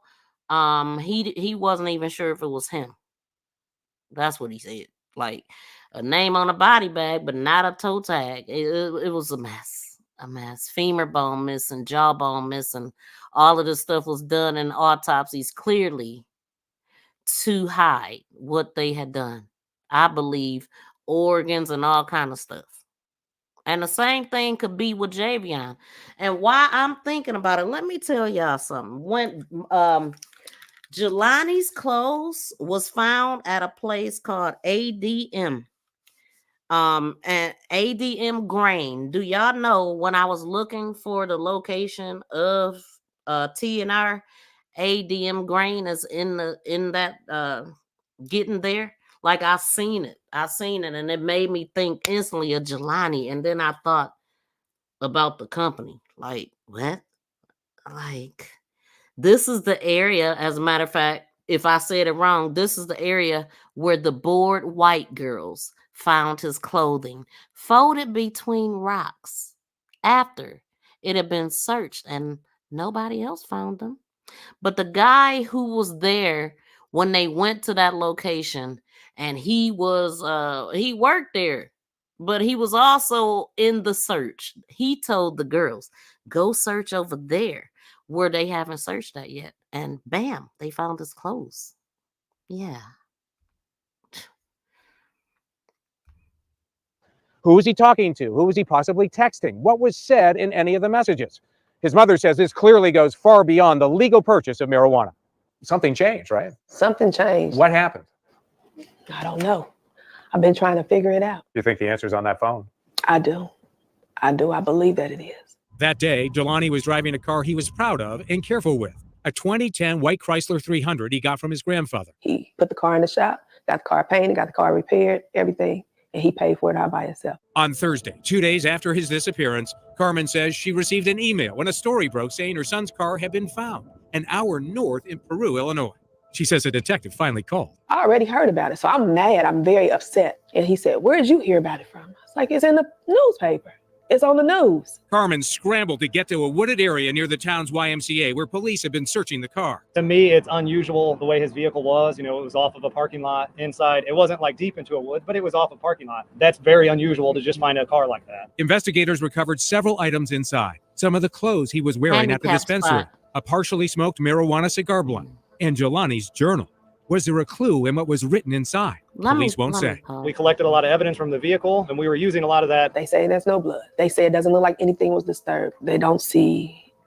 I look at the smallest similarities, and I'm just saying, with the 4 years that I've been reporting crime, so many of them be similar from name. Like soon as Javion passed, then there was a Davion. Jelani reminds me of Javion. And y'all just heard about this. He went to the marijuana shop, partially smoked blunt, and none of this makes sense. None of this makes sense that Jelani got off track. He was on his way to meet this professor at his school. He clocked in at this time. They see him, but for whatever reason, he leaves and go and end up here. So basically, if we are to believe everything that they told us, Jelani changed his clothes 3 times. For what? That don't make no sense. I believe that somebody was in the car with Jelani when he went there because his phone. To accept, press 1. To send a voicemail, press 2. His phone was turned off right after. Hey, caller, what's your name and where you calling from? Mary T. Hey, Mary. Anderson. Hi. Can you hear me? Yeah, I'm calling to tell you the part that you playing saying that they're in front of the building, they're not. They're actually on the side of the building. Well, I'm not playing that part right now, but you talking about Javion? I'm just waking up. Yeah, Javion. You said it's the side of the building. Okay. So is it a matter?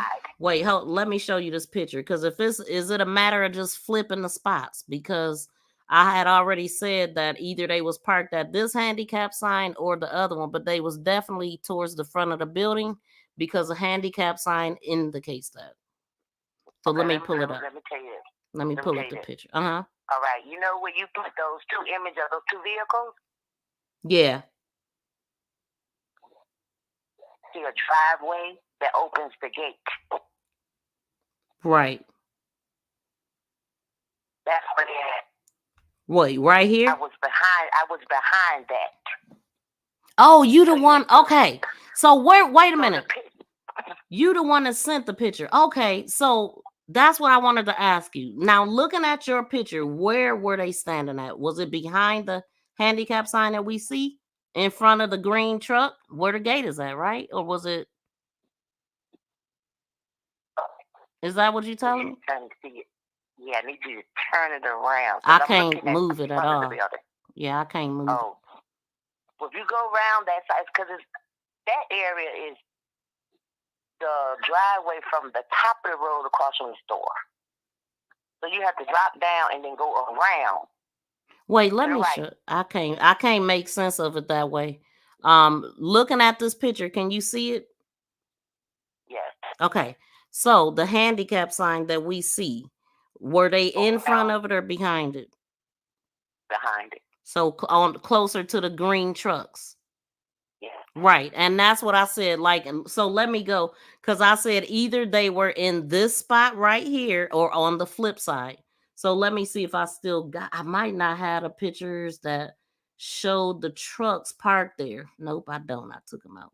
But I'm about to put them back in because I think you're saying that simply they were just flipped. And so that's what I said. I'm like, either they're right here in front or on the side, but either way it looks the same. Like that, it's a light right there directly. It must be a camera right there. So okay, so it is two handicap signs. One, yeah, yep. Thank you. Yep, thank you. To the gate. Remember the gate? I know. Yep. So look. Okay. Look at this. So I took that same picture and I zoomed in on the trucks, and you can see the gate right there. So yeah. Yep. Okay. But if you look at my picture, you'll see the opening of the gate. Let me go back to your picture. Because it's so far away, like I didn't magnify it. That's what I'm saying. It couldn't have came from across the road. Oh, you saying it couldn't have came from the gas station? Yeah. So okay, look at this. I think I beg to differ, because where's the other GLF sign? Is there a GFL sign on both sides? Nope. But look at this though. Nope. Explain this then. Wait, look at this. Okay, so I'm gonna pull this up to try to figure out where exactly how it looks pulling in. So this is the driveway that you went through, right?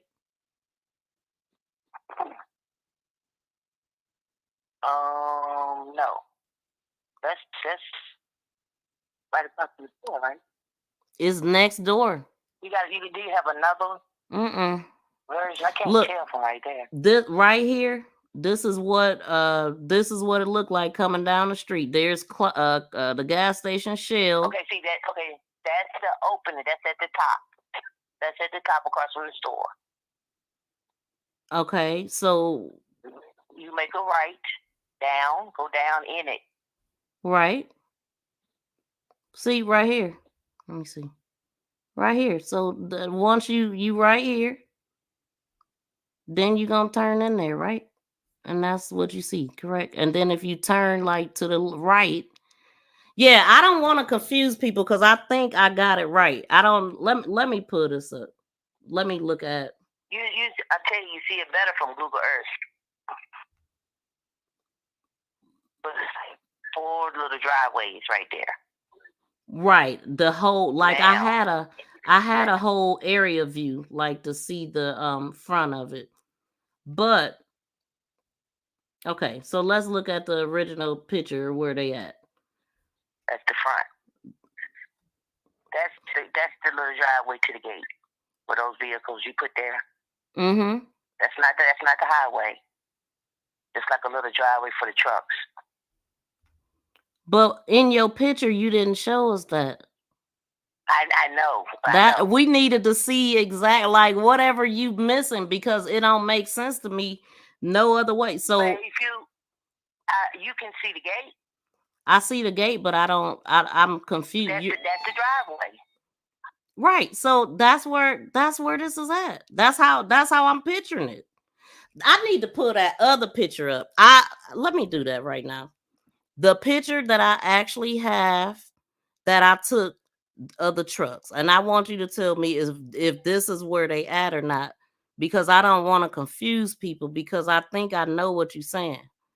So let me put this in here. But in the meantime, let me let this play, because I was playing this video and not taking calls, but I answered it. Hold on, y'all.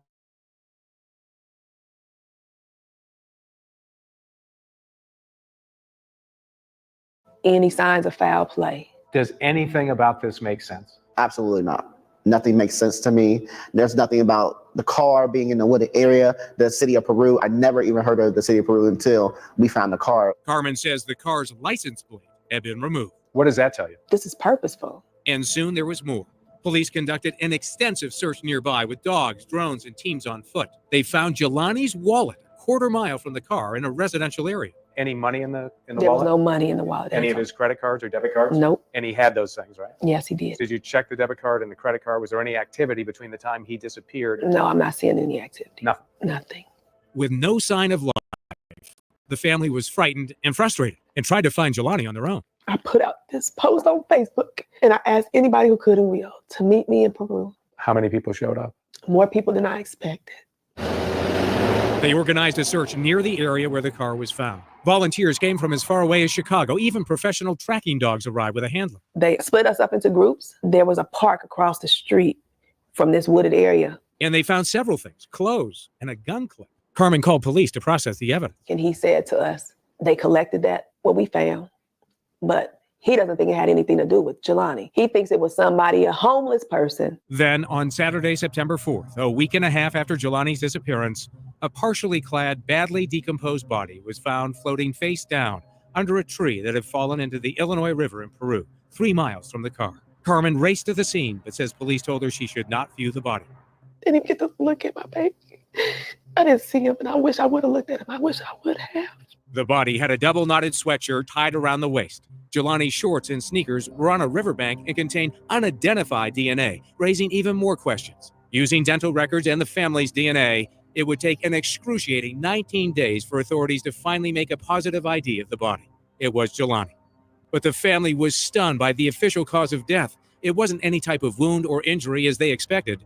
The medical examiner said Jelani Day had drowned. I will never forget that day. To hear my dad cry like that and to hear my mother in so much pain was horrific. It was really devastating. And to get that explanation that he drowned was a slap in the face. It was an insult to us. But the coroner also wrote drowning is considered a diagnosis of exclusion when a body's found in water with no other obvious injury. Did he know how to swim?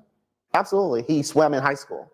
He was an avid swimmer. He swam all the time, working out, always at the pool. So how did he end up in the river? Is there any chance Jelani took his own life? Jelani's never had any kind of any inclination that he wanted to harm himself. Was he on any medication He was for mental not illness, nothing, depression? Nothing. How much did your son have to live for? Everything to live for. He loved life.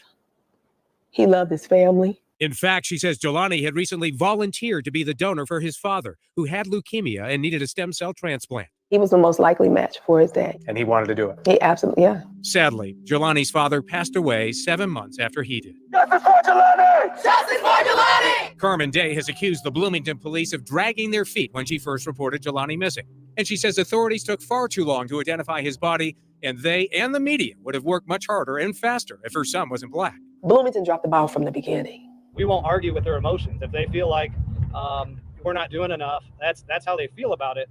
We can provide some facts on what we're doing, but I'm not going to tell, their family, how they should feel. The family is losing confidence in the local authorities.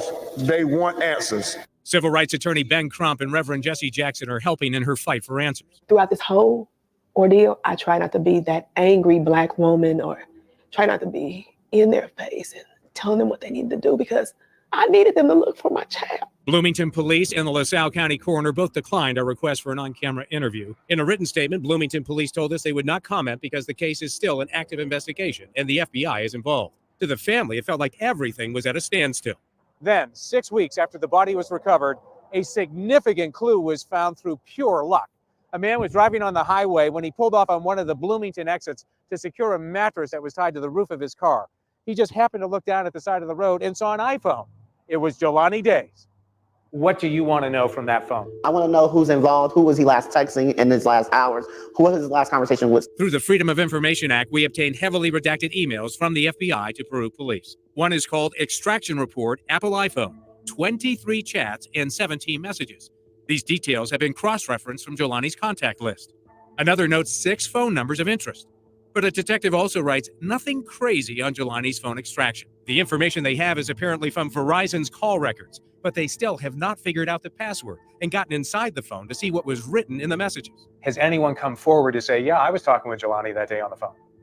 Nobody came forward. It's people that I found out that he went to go see that day at the medical facility on campus. They didn't even come forward and say, yeah, I remember talking to him that day. Police sources close to the investigation tell us his phone was turned off at 9:21 a.m. while Jelani was believed to be in the parking lot leaving the marijuana dispensary. Video shows him driving away. His iPhone was later tossed from his car onto that roadside on I-55 North, south of mile marker 158.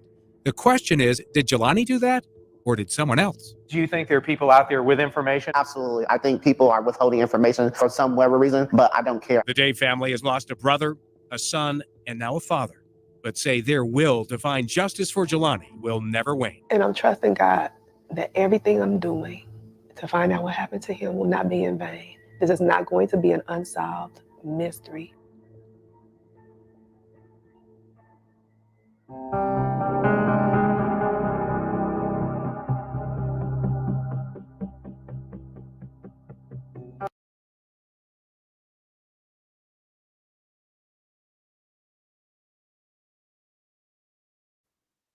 That seemed like a little mini movie or something. I didn't even realize I had the dang on thing covered up. My bad, yeah. But it's much more way worse than even that, because that was what this video was, what, a year or two ago by now. And so she still got the same struggle. They told her so many things. Like, her, first of all, the phone, everything was scattered, y'all. And they told her that his plates was missing. But when she went like to the place that his car was supposed to be stored, they had his car out in the element. She found all kind of stuff in his car that wasn't taken into evidence, because he had just recently got from out of town and his luggage was still there. And it just, a lot just don't make sense. But one thing for sure, she got that off of his record, and she continues to fight for her son and until she get justice. But she came out right away, and it was all through the Gabby Petito thing. I was literally looking for some information on Gabby Petito and ran across her, and Jelani actually was missing before Gabby Petito. But just imagine this, the whole world, every news station you turn on, they talking about Gabby Petito, and your son is missing, and don't nobody give a damn. Ain't nobody looking for nothing. I'm talking about they called out everybody for Gabby Petito, then continued to search with Brian Laundrie, the dude that unalived himself, and it was just it was a lot. I'm talking about the dog, the bounty hunter. I mean, was a dude out there too. What's his name? America's Most Wanted. What was his, John Walsh? Was he out there too? I mean, I could be wrong about John Walsh, but maybe he was. I'm talking about everybody. They used all their resources, but Carmen, nobody wanted to help anything.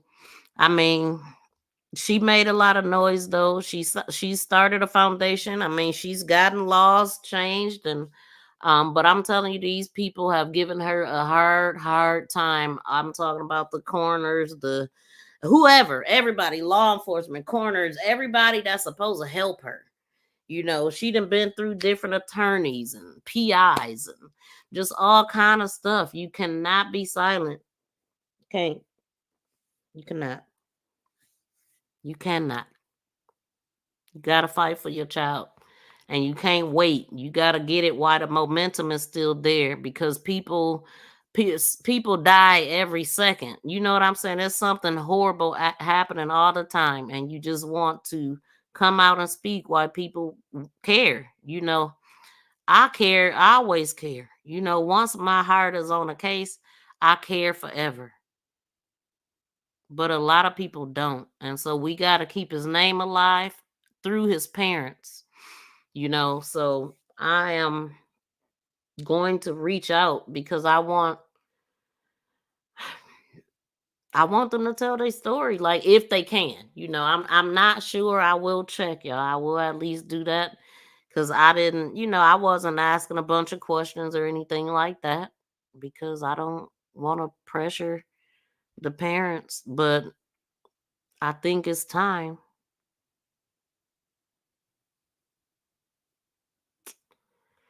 So I just wanted to show y'all that with Jelani Day, and I'll be covering more of that because there's new information and stuff that I have not covered and things that I don't know. So I'm gonna be going through that too, and just continuing the fight. We need more people reporting news. I want to say that too. If anybody is interested in starting a channel, I teach everything YouTube and inside and out. I know everything about YouTube. I'm on their butts. So I would love for us to have more crime channels, more people telling our stories. That's the problem. The media don't necessarily talk about our stories a lot. We know law enforcement, we don't often get the press conferences and things like that. A lot of people get. And so we got to tell our own story. So we need more news reporters. You know what I mean? If it's your passion, if it's something that you really think you would do. It's just a thought, but this is what I offer. And I do it on my other channel too. So wow.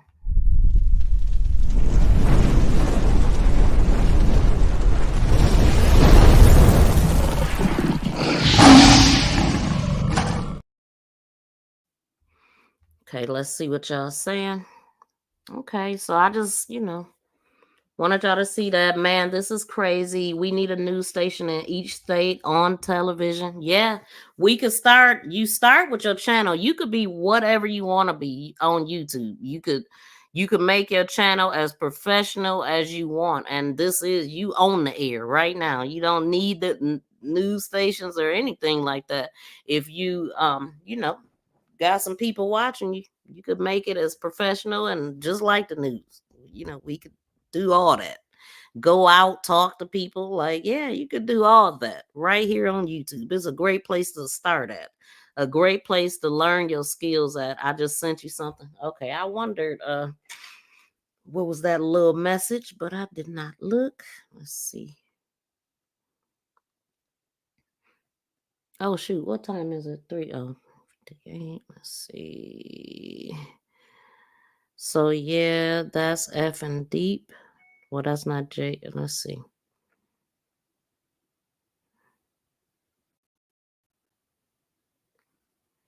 Dang, yeah, that is the side that let me see. Did I put those in? Yeah, so that is where let me get this side too that he just sent, because that's a different angle. But this is what I said though, y'all. When I first posted this, I said that either they right here or on the side, but either way, it's a handicap spot and they in the front of the building is what. Let me take it back.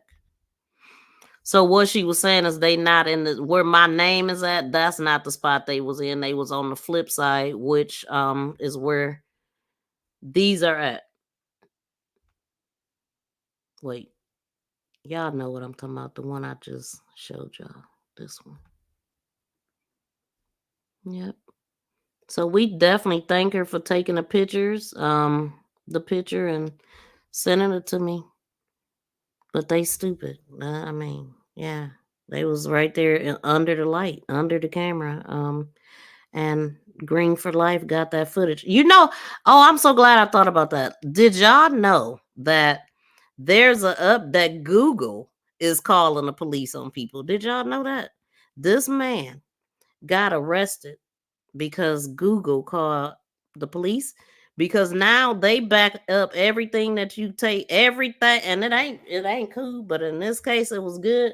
But they back up all of your stuff, your pictures and all that. So yeah, and I don't know how far back they go, but they ran across this guy and called the police on him, and they came knocking at his door and they arrested him. And he was he was some type of, I will have to look it up, but like maybe a teacher or something. Yeah. Had some prime in his phone. You know what I'm saying? There's certain words you can't say. Yeah. And so maybe, just maybe, whoever took this picture, maybe we could find out that way. maybe, people take videos and pictures of heinous things. There's gonna be some more arrests due to this new thing, this new update that they got on every cell phone. And I even heard that Apple has sold y'all information, but yeah, I ran across that the other day. So I'm going to send you these pictures first. The first picture is where the girl was hanging. The balloons were the trees on the left side of the driveway. Second picture is the camera near the downspout. Third picture, another camera on the garage top left. Okay. Okay, so he point. So basically, let's see. Right here where they're parked, it's a camera right there on the side. I'm about to show you. I'm about to put these in because you can see them, right? And then wait, the other picture I can't see. So yeah, so they would have been between two cameras, basically, is what I'm looking at. Because the one camera that's in the front under the light, and then we could see a light over there that I'm sure the camera is under that light. So they definitely should have got everything. The conversation, if it got audio and everything. If only they ask and try to figure out what's really going on. Shout out to the 279 people that's been hanging out. Y'all, please smack that thumbs up. I didn't even look. I don't know how many thumbs up I got. Or if I even got any thumbs up. Do I even? Oh, I didn't mean to come in on this one. But since I'm here, I'm going to move my picture. No, I'm going to move. And basically, so I'm just going to show y'all exactly where the camera is at. So move this one. Yeah, we got, so basically right there in this small area, we have 3 cameras all pointing at them. Like for real, all pointing in their direction. If we are to count the Shell gas station camera, and then this is what Jay Glover just sent me. The camera right there on the dock. Y'all can see right here. That same black truck is there. I seen that too when I was on Google Map. Ain't that ironic, y'all, that a black and white truck is parked there and those are the same color vehicles that was there that night? Isn't that eerie? Yeah, like interesting. And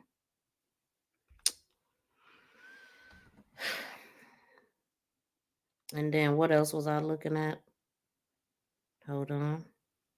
Go back. Oh, wait a dang minute. Like, wow, y'all. So literally, y'all, 3 cameras. I see it well. I'm gonna drop this one too, just to show y'all. Shout out to Jay Glover for sending us this top investigative info. Okay, we got that. And wait a minute. So hold on. What's up with these shoes? I don't know if he meant to send me these. Because what are those? Slavery is not bad. Some people need to be. What? Is this what you want me to read? What? Somebody wrote this. I'ma just read it because this is ridiculous. It says slavery is not bad. Some people need to be slaves. I wish they would bring it back. I will certainly buy a few. The lieutenant governor allegedly wrote in another post, according to the outlet. So Robinson has denied making the post and has enlisted a law firm to investigate possible legal actions. Despite his denial, several Republicans and GOP groups have distanced themselves from Robinson. Knock it off. Honey, about Lieutenant Governor? To accept, press 1. To send a voicemail. Hey, Jenny, where you calling from? I'm saying don't know. I'm talking about this, but North Carolina. Okay, yeah, I know who you are, but it's people, that don't know who you are. I know. Okay, so what you know about this mess without saying, wait, hold on, Jenny. Jenny, hold on. Okay.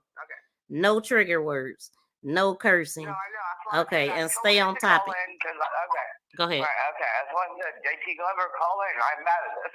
Mm-hmm. Okay, there are videos of our whatever. What did I just say? Was Assistant Governor, Attorney General, or Lieutenant? Okay. Not only what you just played, he also is in a church. On video saying that definitely just admit it, y'all. Some people need unlived, but that's not the word he uses. Okay? Right. We know.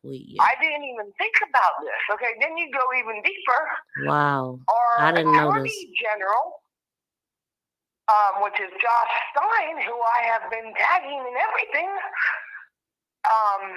is in a video with Sheriff Brains. Get him, Brody. Get him. Huh? I'm talking to Brody. I hear you. Yeah. Okay, all right, yeah. Yeah, so not only what you just said, he said, but he also said that he believes that's all public, it's on videos, it's been in political ads. But then you go on to Josh Stein. Brains is in Josh Stein's political ad. Who? Josh Stein's our Attorney General. And he's running for our governor. Who oversees all the crime in the state. And Brains is in Josh Stein's political ad. Sheriff Brains. If you look up Josh Stein's, Google Josh Stein's Brains political ad, it'll come up. Oh, really? Okay, then you Google Mark Robinson and the unliving of people in a church. He says it's in a church. Wow, like this. Wait, is all of this recent? This stuff is going on right now. This stuff's going on right now. I'm gonna have to research. I ain't gonna put nothing up now, but I'm gonna look into it. Delete all my Josh Stein tags. Nah, man, this is ridiculous. I mean, this is crazy, y'all. This is absolutely unacceptable. We just said that. I'm like, oh my Lord, yes, that's who I've been tagging Josh Stein. And then I saw the other day a political ad, and I'm like, that's Sheriff Brains. You know what? Here's one thing. So basically, everything is working just how they want it to work. You know what I'm saying? Like Robinson ain't white, and he's talking about slavery and unliving people. Wait a minute. Just admit it, y'all. That's exactly what he says. Just admit it. This y'all. a black guy? Wait. Just need it. Wait a minute. Who is Mark Robinson? That's who's running for our governor right now. Okay, and you said he's not black?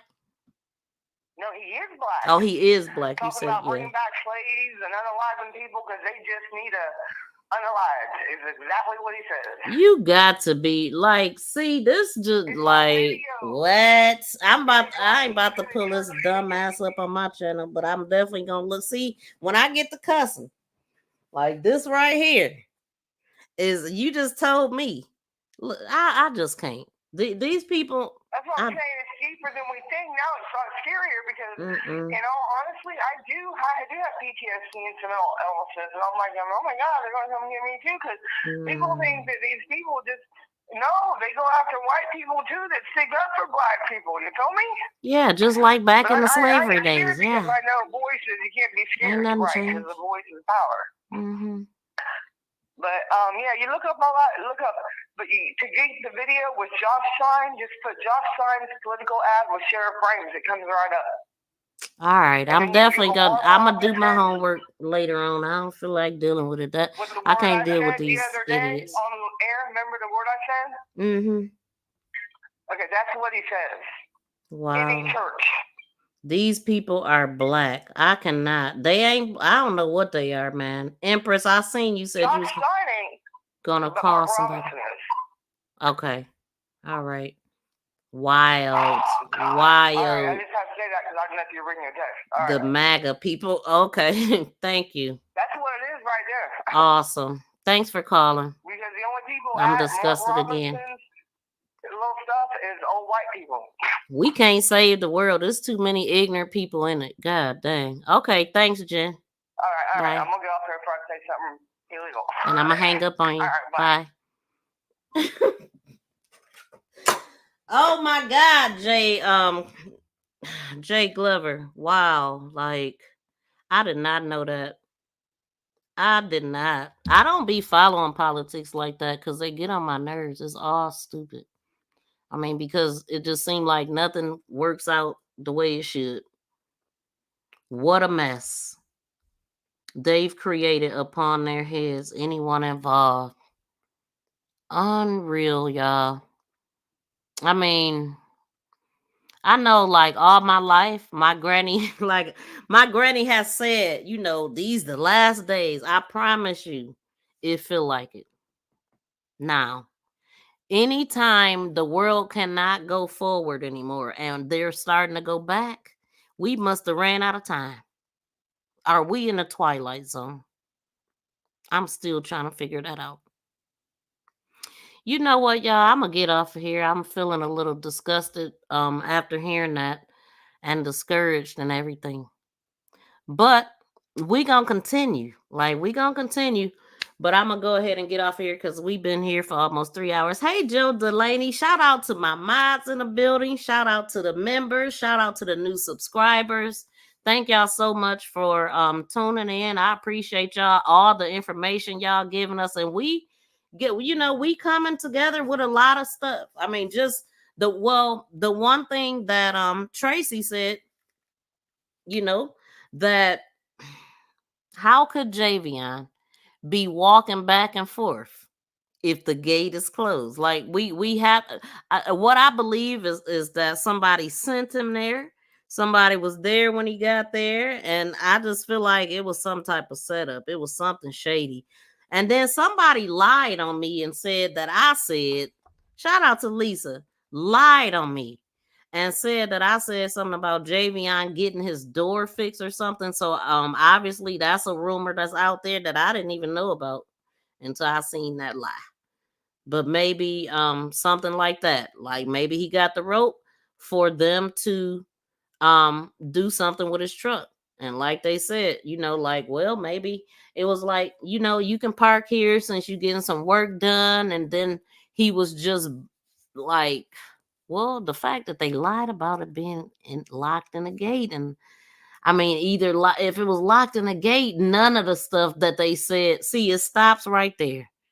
So now we got to think of some other things that may have happened because we just figured out.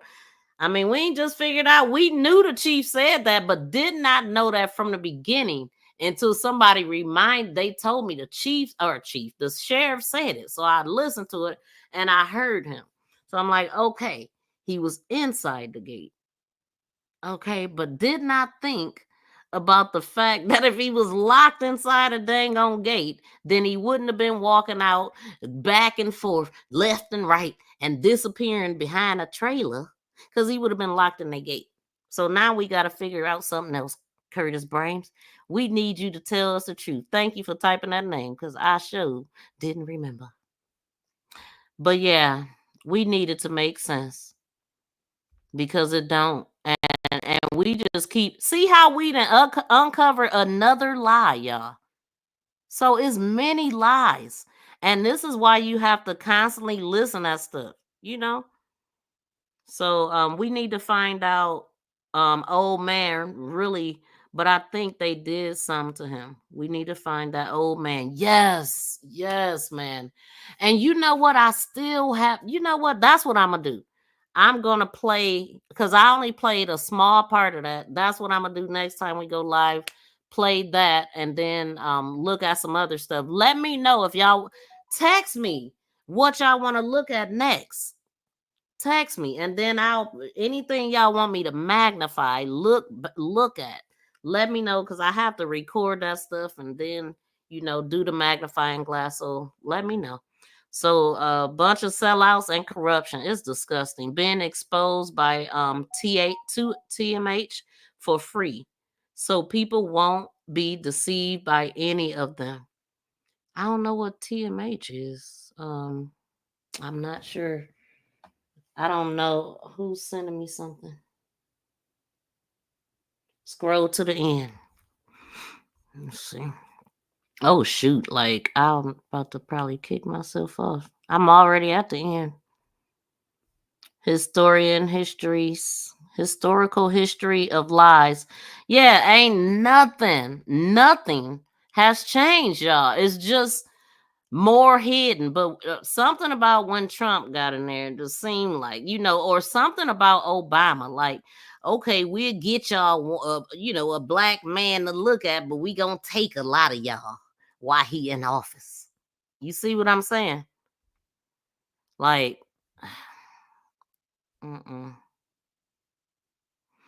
the rope, I believe, was extra protection to lock his truck. And that's what I thought too. We've said that too. Once I found out that they use it for that, then we got people saying that we got people saying that he was doing pull-ups. His dad even said that, because he was listening to the rumors. I'm not sure how the gates run, but remember there are 2 gates, green for life and T and R. Yep. Yep. T and R. Their gate is towards the front. And when I'm live, y'all, please text in the chat. Not only it helps the live when you type in the chat. If you just want to comment, please type it in the chat. But if you sending me something, you could send a text message. Because listen, y'all, I'm bad already with this, and I got 3 devices right here, all of them going off. But I definitely appreciate y'all. Jenny just sent a picture. Let me see.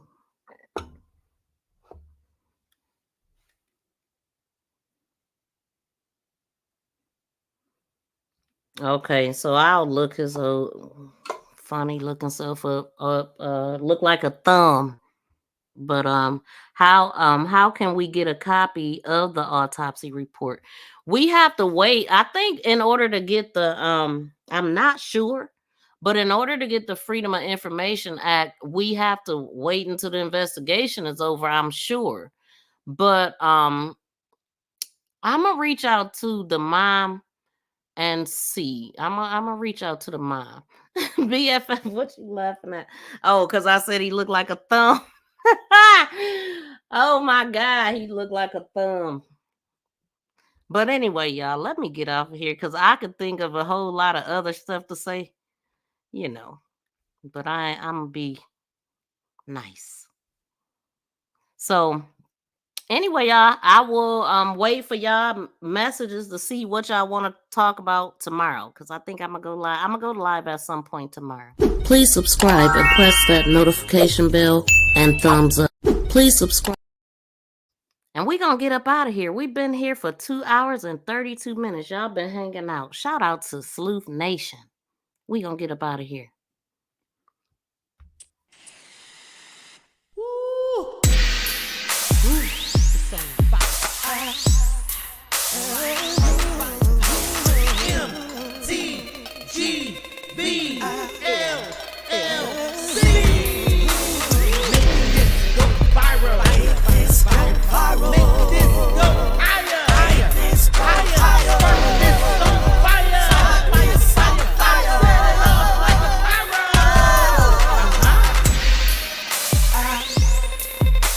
With the replay, Jay Glover. Oh, the Most High. Thank you for letting me know that. Shout out to Valerie.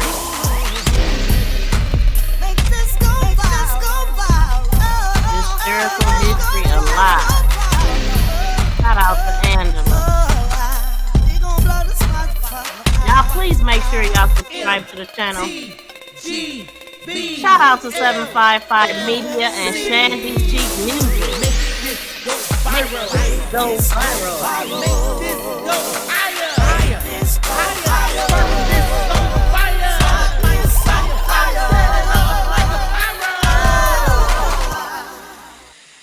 Peace and love, y'all. We out.